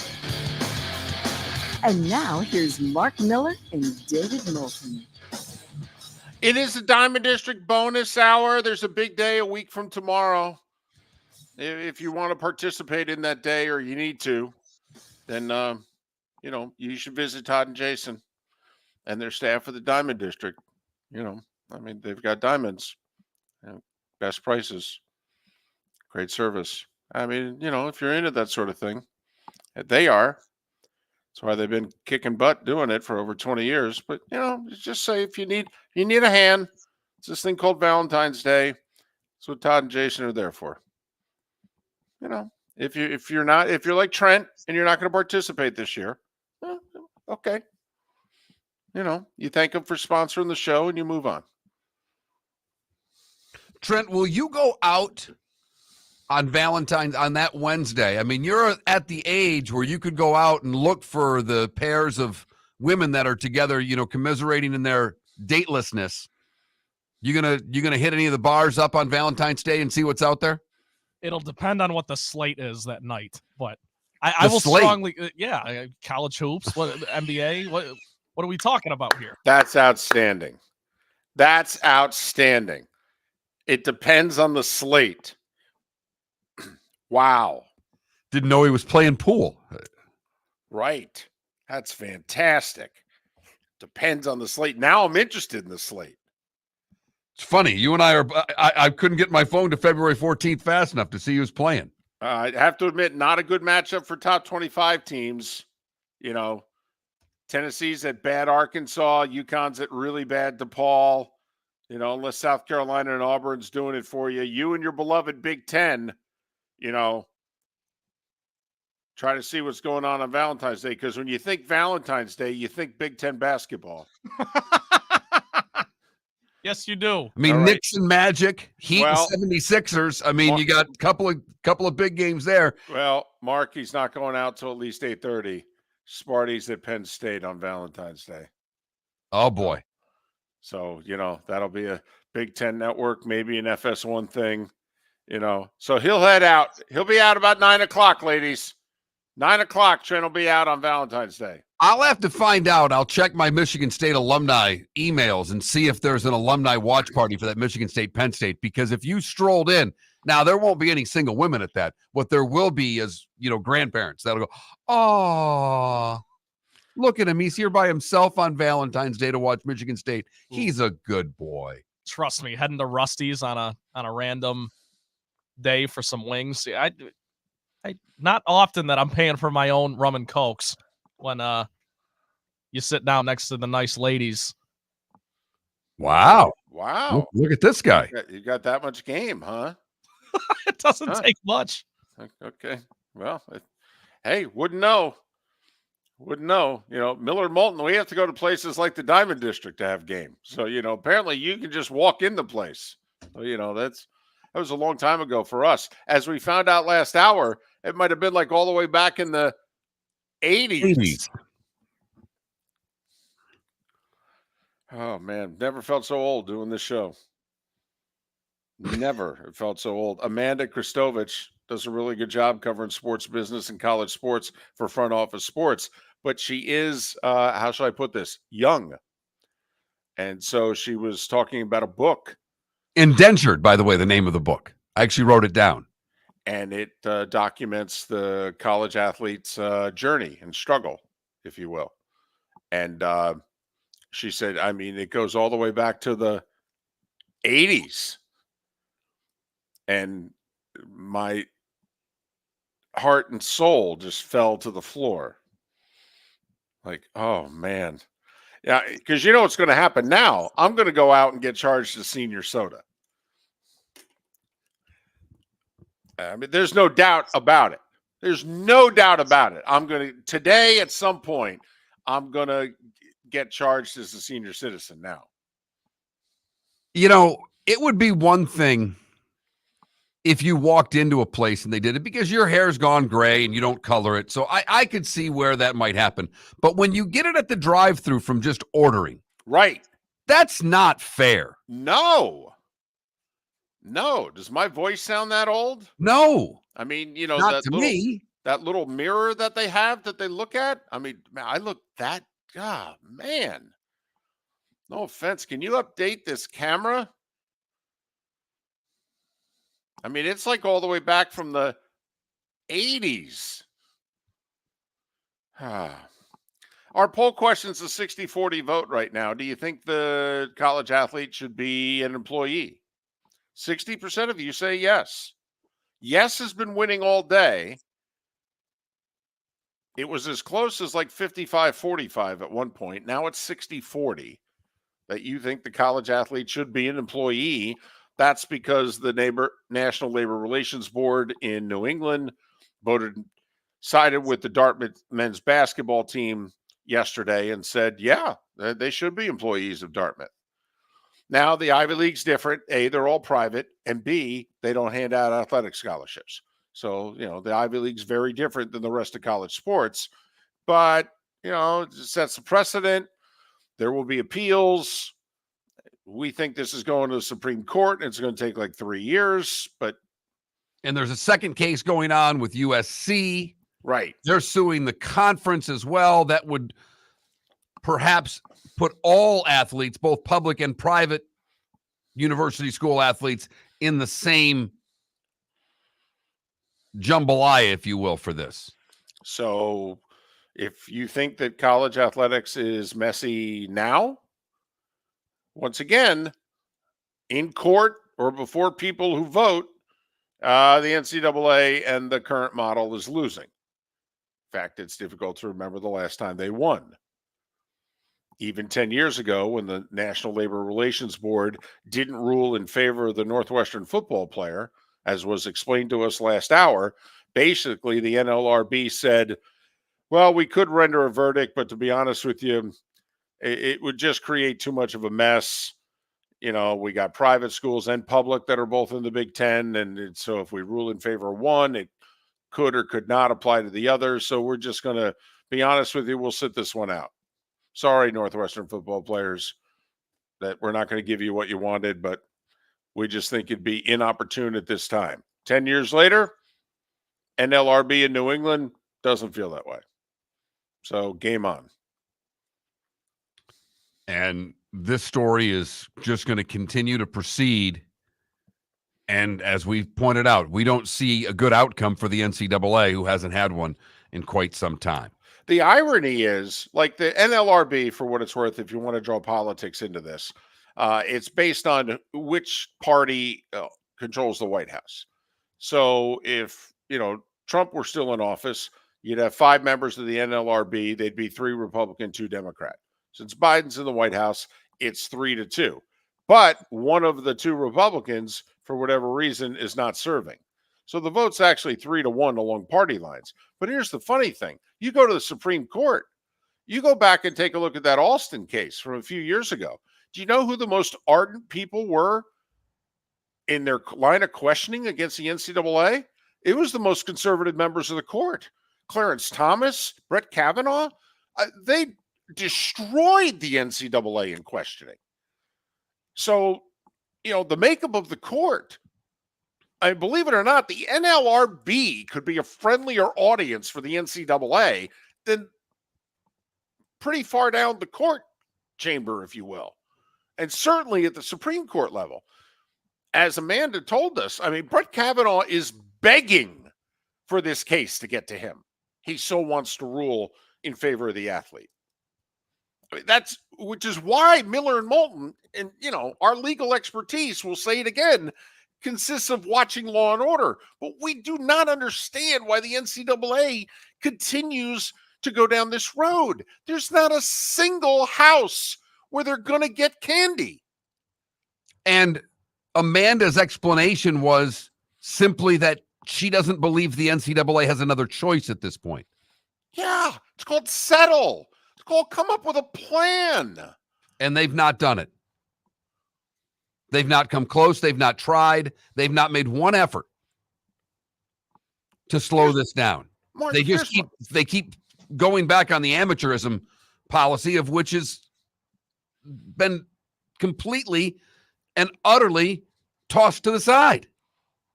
What I don't understand, Mark, say I'm interviewing for the job to replace Mark Emmert as NCAA president. In the job interview, right? It's like trying to get an NFL head coaching job here. Don't you have to have a plan? Who are your coordinators? Yeah, right. Who are your coordinator? Well, here's my list of 3 on both sides and what have you. Here's my connection. When you're interviewing, when you're Charlie Baker and you're trying to get this job, don't you have to tell them, well, what's your plan going forward? Oh, I'm just going to keep on fighting the fight that you guys have been fighting. We're just going to kick the can down the road and hope the Supreme Court rules in our favor? Sir, I don't know if you've noticed, but since 2009, all we're doing is losing. No, I think things will change. I mean, it'd be like the people running the Lions coming in 3 years ago. What are you going to do differently than Matt Patricia and Bob Quinn? Not much. We'll just give better press conferences. But no, we're pretty much going to do the same thing. We think they were onto something. Really? Huh. Speaking of which, quick sidebar. Did you catch the Lions GM yesterday? Lions GM showed up with the receipts. It was awesome. Brad Holmes, he was calling out reporters. He's like, Yeah. you didn't want us to draft Penei Sewell. You didn't want us. You didn't like this guy. You thought St. Brown was a reach. You thought Gibbs was a reach. You thought we should have taken a quarterback here, and he's talking, he's looking right at reporters. You thought we should have took a quarterback instead of Penei Sewell. You thought it was a mistake to wait to the 4th round to draft the wide receiver. Okay. Oh, yeah. And he looks around the room and he goes, there's about 2 of you here who I really respect that you said, you know what, I was wrong. He goes, because I have to be held accountable, and I think I am. Okay, we've gotten things wrong. He mentioned a 3rd round pick they missed on in his first year. All right, and he goes, we got things wrong, and I have to be held accountable. You guys, I don't know. We've done a lot of things right, and you guys have done nothing but give us grief for 3 years. I'm just waiting for, when are you guys going to be held accountable? When are you going to be held to the same standard we're held to? I mean, people around the country are like, absolutely, give it to the media. Media sucks. Give it to them. Oh, yeah. Brad Holmes showed up with receipts, Mark. Good for him. Now, what I hope the media doesn't do is write their apology columns today. Some of them have already started.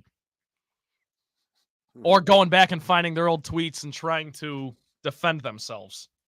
Yeah, that's the wrong move. You know what you write the column is? I was wrong and here's why. Not the apology. Miller and Moulton. Mark Miller for Molly Maid. Why Molly Maid, you ask? Trust. Moulton was a customer for 15 years. Affordability.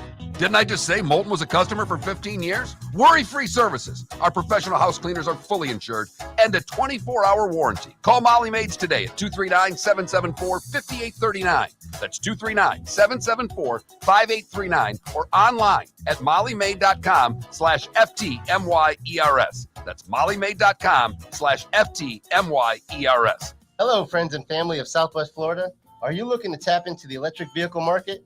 Well, look no further, because we here at Southwest Florida Golf Carts have just what you need. E-bikes, golf carts, LSVs, scooters, and more. Come down and talk with one of our experienced sales reps, have a soda and a smile, and you could be cruising the streets in your new EV today. Stop by the store or visit our website at flgolfcarts.com and enter for a chance to win $100 off your purchase by answering John's monthly sports question. The law firm of Michael F. Hornung specializes in criminal defense, DUI, personal injury, nursing home claims, and auto accidents.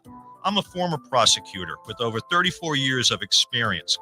The information I know is information you need to know.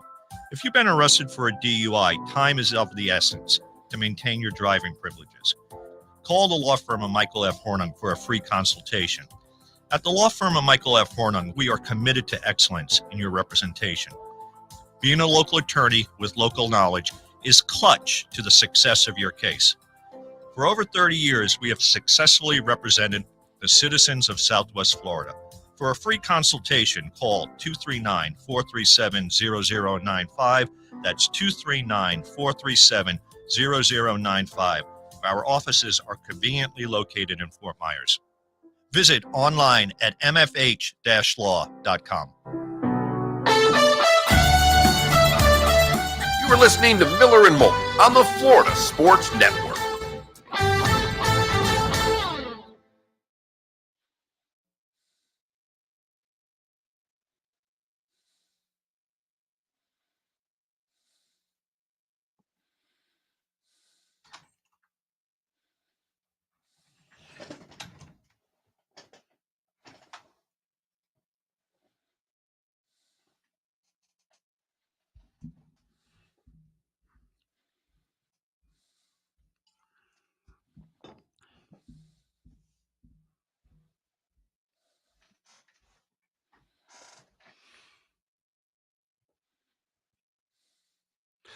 Matt, thanks for listening, but college sports are not amateur.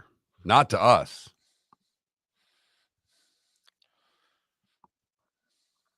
So, all right. So, Matt, so they deserve a scholarship, but that's all. But then you said you give them a salary, but you want to.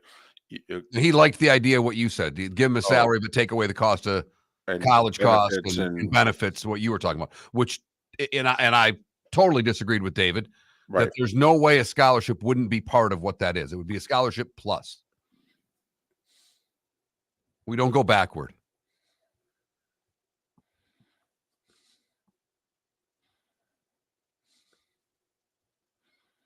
But thanks for listening.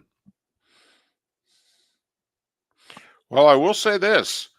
Hey, I love somebody that gives a contrary opinion. I don't have to agree with it. It is possible, Matt and Mark and everybody else. It's possible to roll some things. If we're going to dramatically change the rules and make them employees, in theory, there are certain things that could get rolled back. Now, not the whole thing, but there are certain things that could get rolled back. I got a couple of little Super Bowl notes on how much they expect to be gambled on the game this year here if we want to go there. Did you see the text I sent you? Oh, yeah. Mm-hmm. Thought you'd. Listen, to me, the first candidate that says things like that publicly, I think, wins.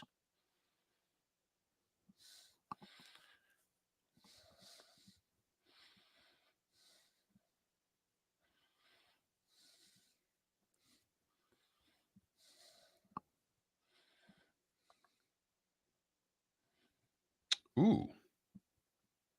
That's a good show.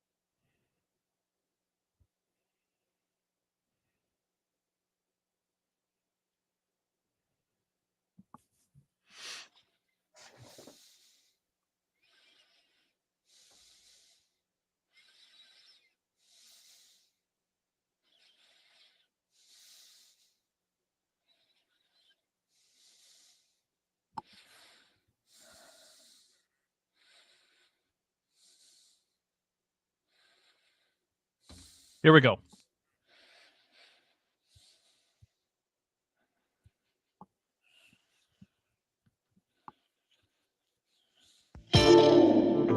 Welcome to the bonus hour, brought to you by Jason and Todd at the Diamond District. And now, here's Mark Miller and David Moulton.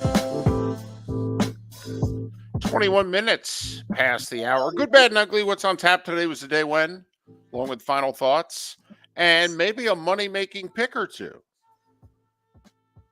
Coming up in a little less than 20 minutes' time. Poll question. Been a dominant topic of conversation today. Should college athletes be employees? That path may have started yesterday based on a ruling by the National Labor Relations Board, at least the regional office in New England. It'll get appealed to the national office. and Dartmouth men's basketball team expected to win there. Then it likely will go into the court system, and the NCAA hasn't fared very well in the court system lately. And by lately, we mean 15 years. So things could change here soon, and so we're asking if one of the major changes is the athletes are employees. Are you in favor of that, yay or nay? And it's around 60-40 yay. Squeezing with every segment. Started out with a huge advantage for those of you that Right. thought that they should be Right. employees, and now it's moving ever so closely to 50-50 as the day progresses. Well, the Super Bowl's in Vegas, as we've pointed out, obviously. Uh-huh. And we will set a record for the amount of money wagered on the Super Bowl this year, which is to be expected with legalized gambling in so many more states this year than it was a year ago. But it's like they expect a 35% increase in money wagered. Last year, $50 million was wagered on the Super Bowl. Wait, how much? 50 million bettors. I'm sorry. 50 million people bet on the Super Bowl, they say. Not So- dollars, but 50 million Americans bet on the Super Bowl. So basically, one out of every, they always guesstimate 330 million. Let's round up to 350. So one out of every 7 people is going to place a legal bet. Well, that was last year. 50 million bet last year. $16 billion were bet. This year, they expect nearly 68 million American adults to bet on Super Bowl 58. That's like one out of every 5. Right. People in the country. Forget adults. That's like one out of every 5 people is going to place a legal bet on the game. I think a Super Bowl square pool is part of that. So I'm already in. I've already got my squares on a couple of boards. This makes sense to me, though, too, because you have to remember, for all the little cookie cutter neighborhoods or whatever that might not be doing that sort of thing, you've got a college campus where 90% of the male audience is going to place a bet. This year, they expect bettors to wager $23 billion on the Super Bowl. So that's up what, 5 billion? It's up $7 billion from a year ago. 7 billion. Okay. I'll be serious here. How much of that is just the state of Florida? I mean, we are the 3rd most populous state. You couldn't legally place a bet on this game in this state last year. You can this year. I mean, you think $1 billion legally is being bet through the Hard Rock Sports app on this game? Boy, that's a great question, David. I don't know if it's that much. I'll take the over. You think there's $1 billion legally bet just in the state of Florida? Absolutely. Absolutely. I'm with David. The amount of people who live here, especially this time of year when it's most populated. I mean, it'll maybe only be more populated a month from now. So, oh yeah. Absolutely. And the people here have money. I mean, you got to have money to move here. So, yeah. I'm betting $1 billion of that's just Florida. Think about how many new bettors that is legal. No, What's you what's may our be right. population? 23, 25 million, something like that. So, just to your math, if 1 in 5 nationally is betting, If means we 5 got million 5 new million bettors in people. Florida. right? So 5 million new bettors in Florida. You bet $1, it's 5 million. $10, it's 50. $100, it's 500 million. And I Okay. think that's the number. I think closer to $500 million is the right number Okay. in Florida. So if it's 5 million new bettors in Florida, the average bettor would have to bet $200 for it to be $1 billion. Now Trent's thrown in 7. So, some of us will have to bet a little more than 200 just to, to even it out.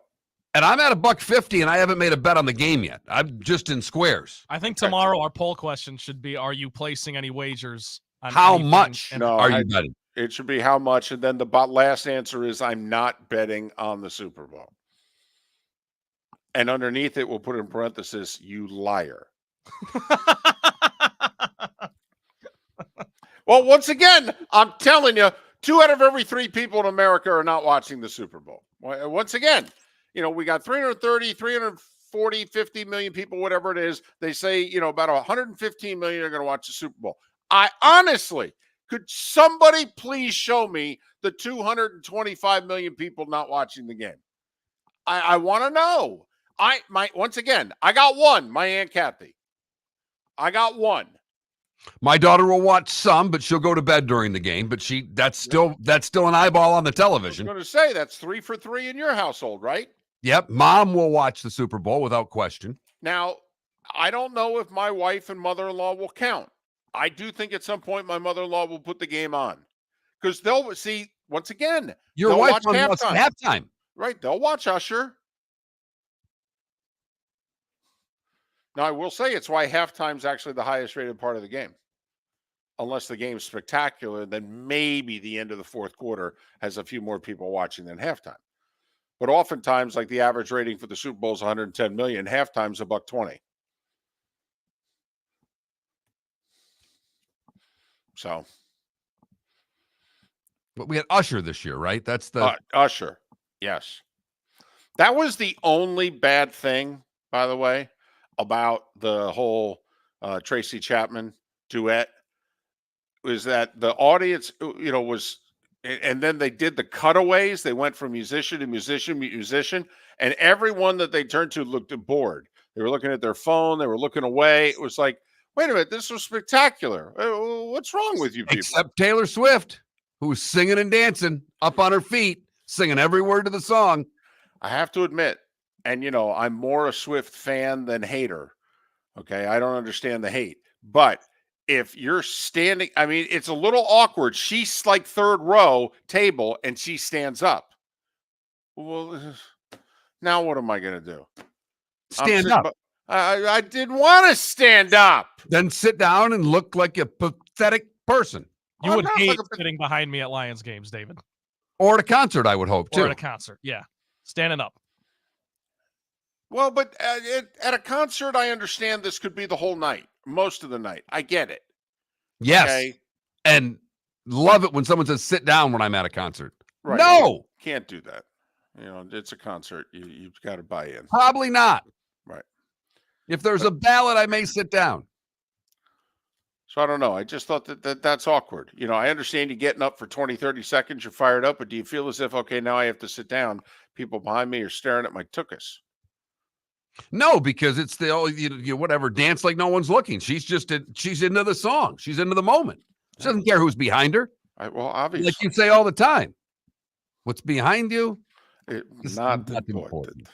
Raul Julia, Gumball Riley, look it up. So, boy, and if you thought the 80s references were old, that's from the 70s. I think it is. I think it was. Yes. Very underrated movie. It was spectacular. Oh boy, it's going to be in my head all day now. Anyway, so there you go. We got some poll questions for tomorrow, all based on betting on the Super Bowl. Now, can we remember these? We're really good at saying we should ask this as a poll question, and then the next day it's like, hey, what was that thing we were going to ask? I don't know. I forgot. I'm writing it down. We got this one. All right. I'll write it on my hand. Okay. The Sharpie. Good. So hopefully we can remember this for tomorrow. 2 of us have written it down. So I give us a 50-50 chance to remember it. Yeah, I only have written down the vote in the Swifty special. Mark Miller's kicking my butt. He's 2-0. He's beaten me 14-10. Miller and Moulton. Good, bad, and ugly, and all that stuff coming up next. Visit Jason and Todd at the Diamond District. When choosing something of value and personal significance, such as a diamond, you want to shop with the best. And the mall is not the place to be. Here are my friends, Jason and Todd, with the Diamond District. Take a stroll in the mall, pop into a few joy stores, and you'll soon discover you're in the wrong place. Rings begin to look all alike. You're not finding GIA certified diamonds. You quickly realize you know more than a salesperson helping you, and all the same financing gets pushed on you. Visit Jason and me, and you'll find America's top bridal designers dealing exclusively with the Diamond District. You'll find the largest selection of GIA certified diamonds, all priced 8 to 10% over cost. You'll find educated sales consultants who have many years' experience and are not paid commissions. And you'll find Todd and me in the store nearly every day, wanting to shake your hand and welcome you to our Diamond District family. Visit Jason and Todd at the Diamond District. The law firm of Michael F. Hornung specializes in criminal defense, DUI, personal injury, nursing home claims, and auto accidents. I'm a former prosecutor with over 34 years of experience. The information I know is information you need to know. If you've been arrested for a DUI, time is of the essence to maintain your driving privileges. Call the law firm of Michael F. Hornung for a free consultation. At the law firm of Michael F. Hornung, we are committed to excellence in your representation. Being a local attorney with local knowledge is clutch to the success of your case. For over 30 years, we have successfully represented the citizens of Southwest Florida. For a free consultation, call 239-437-0095. That's 239-437-0095. Our offices are conveniently located in Fort Myers. Visit online at mfh-law.com. You are listening to Miller and Moulton on the Florida Sports Network.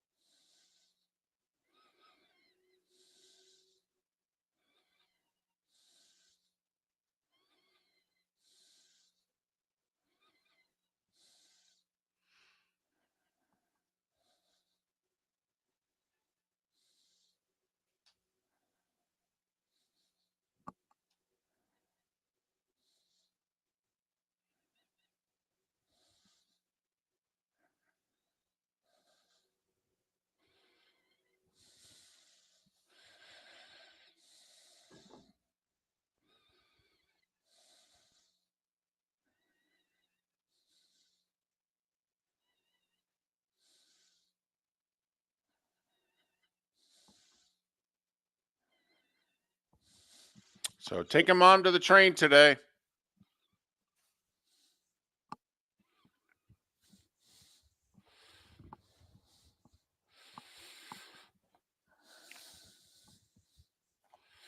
I've fed her all the good food I can feed her. Time to go home. That went fast. She was here 7 days. Got here on Wednesday. Leaving Tuesday late afternoon.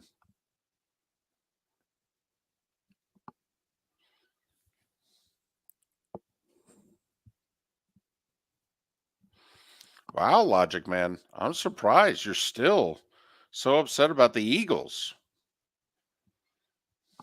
Look at you.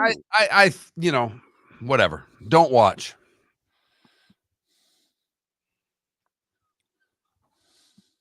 It's only going to get worse. Embiid could be done for the year. Your Flyers are going to collapse and miss the playoffs. Might want to watch the Super Bowl. Just saying.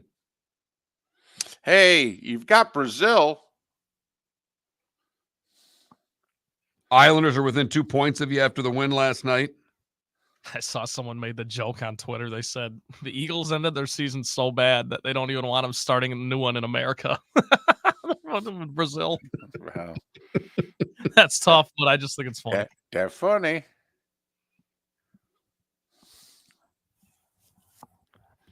I hope your wife and kids put the Super Bowl on, Logic Man. That's what I hope. Halftime. And then during it, there's a cutaway at Taylor.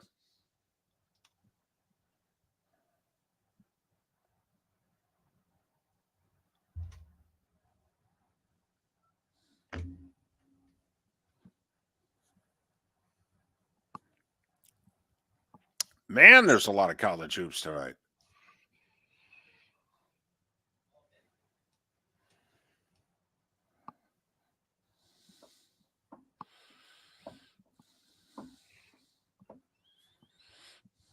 Oklahoma and Texas both taking on ranked teams, both favored at home.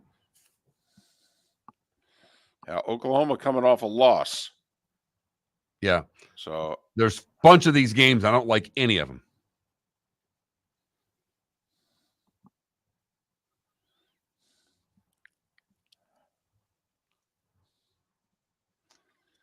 All right. Well, I got nothing on this computer over here, and we're coming back in a minute. So. Oh, no, it just went. Okay, hang on. I just need to make sure we can get the music up, but it's taking forever. hit the side of the 8-track. Hey, Trent, we got San Diego State at Air Force tonight for you. 10:30 10:30 FS1. Flip through a little bit, maybe. This party doesn't play till 9? Yeah. No chance I see that. Tough game, too. Where are they? Minnesota. Oh, barn. Oh, barn. Yes. Okay, yeah, Mark, this isn't loading, so we might just have to. All right. I don't know what's wrong with it. Hit it. Here we go.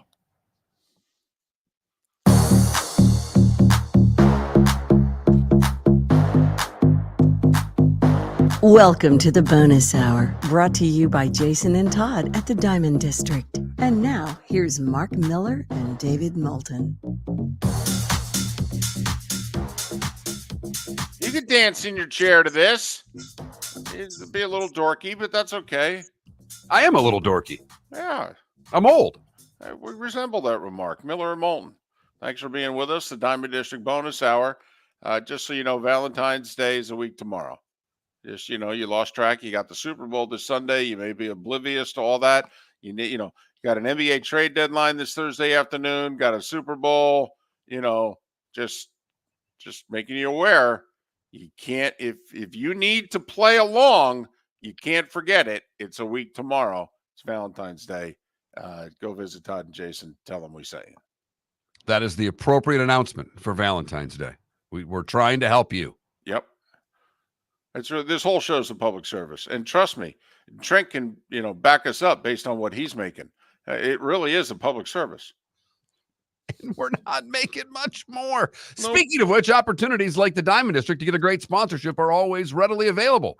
Call Miller or Moulton or text the show at 21,000. Or show up on Valentine's Day at Rusty's and say hi to Trent and give him the lead.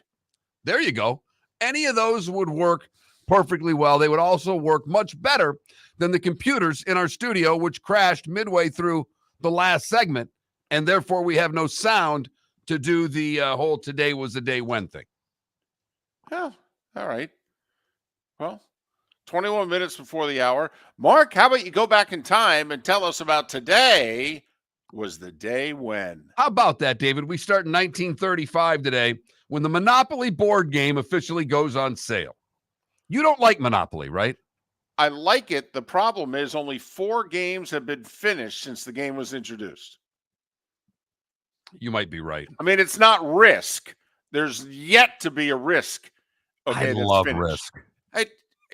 Okay, when we started Risk, we left it on the table, okay, and we gave us a week to finish the game. And then my mother's like, I'm going to not only clear it out, I'm going to throw it out.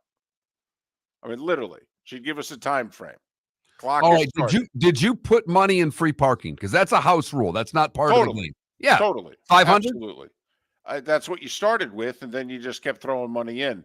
Like every time you go to jail, it'd be more money. It goes in the middle. Fines. Yeah, absolutely. Right. Yeah. Because otherwise, the game goes on forever. Sinatra made his debut today in 1943 on a program called Your Hit Parade on radio. Big day for David today in 52. Queen Elizabeth II succeeds George VI. 1965, You Lost That Loving Feeling, #1 song in America by the Righteous Brothers. That's a good tune. That holds up. It does. Absolutely. Today in 1970, the NBA announced its expansion. Buffalo, Cleveland, Houston, and Portland. 3 of the 4 obviously still there. And Buffalo moved to San Diego as the Clippers, and then LA. Today in 71, Alan Shepard hit a terrible chip shot. It was on the moon, mind you. Yeah, but A little tougher to get that grip and stance. It's tough to get spin. Oh, okay. I mean, didn't get up and down. 1982, Centerfold by the Jay Giles Band, #1 song in the land. Oh my goodness, the videos that came off of that album. That was a monster song. Monster. Was that Martha Quinn or not in the video? Oh my goodness, we were mesmerized. 1990, Brett Hall gets to 50, becoming the first father-son pair, equaling his father's task of getting to 50 goals. 2005, Super Bowl 39, the one they played in Jacksonville. They actually played a Super Bowl in Jacksonville. New England 24, Philadelphia 21, Deion Branch, your MVP. Late cover by the Eagles, that late touchdown covered. And today in 2011, Super Bowl 45 in Dallas, Green Bay beat Pittsburgh 31-25. Aaron Rodgers is your MVP. Aren't you surprised they haven't gone back to Dallas? Yes. And the next 3 are already lined up. I mean, so that'll be a minimum of 17 years before they return to Dallas. And the next year they had a Super Bowl in Indianapolis. They haven't returned to that one either. Not as surprised about Indianapolis, but I am surprised about Dallas. Me too. Because of the venue alone. And Jera. Babe Ruth, Ronald Reagan, Bob Marley, Natalie Cole, all born today. Wow. That's a good Rushmore right there. It is. Tom Brokaw is 84. You wanted me to do Brokaw, didn't you? I didn't. I gave you enough time to let you know if you wanted to go into a Brokaw that I had room for you. That's an awful lot of candles that have to blow out on Tuesday. Axl Rose, well done, David. Axl Rose is 62. And Rick Astley is 58. I would have never guessed that Axl Rose was older than Rick Astley. I will say Ashley's insurance commercials across the pond incredible. Spectacular. They're so good. Well, first off, listen, I don't want to say working for Mussolini was tough, but he fired his son-in-law today in 43. I mean, it wasn't his son. Right, exactly. Before that, Of Mice and Men. Did you read that? Did you have to write a book report on that? Yes. You did. Of Mice and Men, published on this day in 1937. And then Arthur Ashe died on this day in 1993 of AIDS, which he contracted in a blood transfusion during surgery. So there you go. I just almost pointed to Trent to hit the button, but once again, it's not working. So this is where we transit, Florida's going to Florida and all those fun things. Here's Mark Miller with the good, the bad, and the ugly. I almost just screwed that up. How could you screw that up? It's the good, the bad, and the ugly. Would you going to get the called order wrong? I almost said today was day one, which we just got done doing. I mean, that's like juggling 3 balls. You can't juggle 3 balls? No, I can't. I can't. That's why either, I'm doing this actually. job. 2's hard enough. We go to Houston for the good today, where a team of U.S. Coast Guard Marine inspectors rescued a dog who was trapped inside of a shipping container for at least a week. They were in the process of randomly selecting shipping containers for inspection when they heard a dog barking and scratching. They opened it and the dog popped out. It has now been taken to the animal shelter. It will receive treatment and then be available for adoption. For the bad, we go to New York, the state that is, where they legalized weed a couple of years ago. But they haven't opened up enough stores to support the farmers who are growing weed, and it looks like 250,000 pounds of product is going to have to be thrown away. Wait, what? 250,000 pounds of weed is going to be thrown away because of a retail store bottleneck. Call Snoop. All right, he knows enough people. We can salvage this. I was just going to let you know I'm going to need a couple of days off. I'm heading to New York. Finally, the ugly. We go to Waco, Texas, and to Dairy Queen, where police arrested employees of a Texas Dairy Queen after they were running a meth ring from a store in Clifton, Texas. Unreal. The investigation, dubbed Operation Blizzard. Are you serious? I'm not making it up. Involved an undercover agent making drug buys at the Dairy Queen. Now, I don't know what Blizzard you ordered to get the meth, but it can't be confused with my Heath Bar Blizzard, which is absolutely delicious. And that is the good, the bad, and the ugly on today, February the 6th, 2024. How did they know whether or not you wanted a Blizzard or, a Blizzard? It's a great question. Had to be a code, right? So, can I help you? Yeah. And then. Well, there was that one cheesy movie back in the day where they ordered the anchovy pizza. And that was the key for the. So, right. Is there a topping at Dairy Queen that no one ever orders? Because you would see where an anchovy pizza would be the giveaway because you maybe do one of those a day. So it's oh, you want anchovies, do you? Yes, I would. Double anchovies. Double anchovies, right.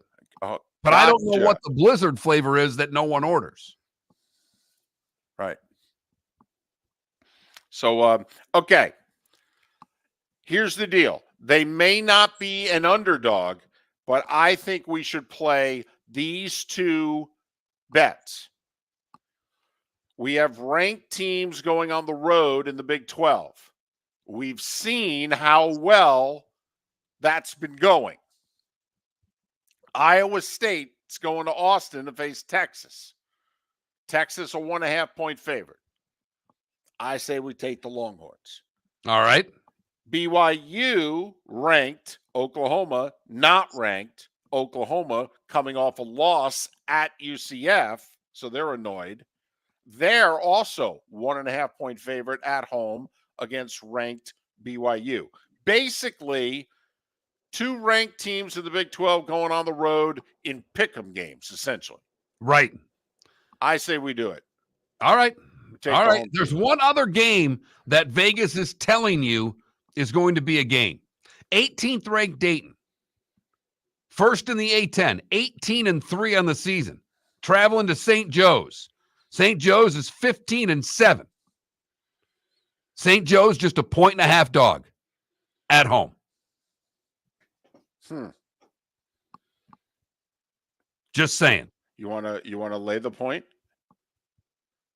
Oh, no. I want to take the 1.5 with St. Joe's at home. Oh, really? They're telling you an upset's coming. It's a ranked team on the road in conference play. No, it's true. 8-1 team in conference against a 5-4 team in conference. Okay, by the way, I've got it where you can get Dayton at 2.5 or St. Joe's at 2.5. So, okay, we'll do a triple play. Then. Hell, we might even just throw it in as a parlay too and go nuts. Fine. So there you go. We'll bet Trent $7. We'll throw that in. Trent, you can't bet tonight. We're using your money. Deal. Trent's I've been losing so much. Fine. Here, you guys, good luck with my money. Yeah, my money doesn't have a great track record. You might not want to use my money.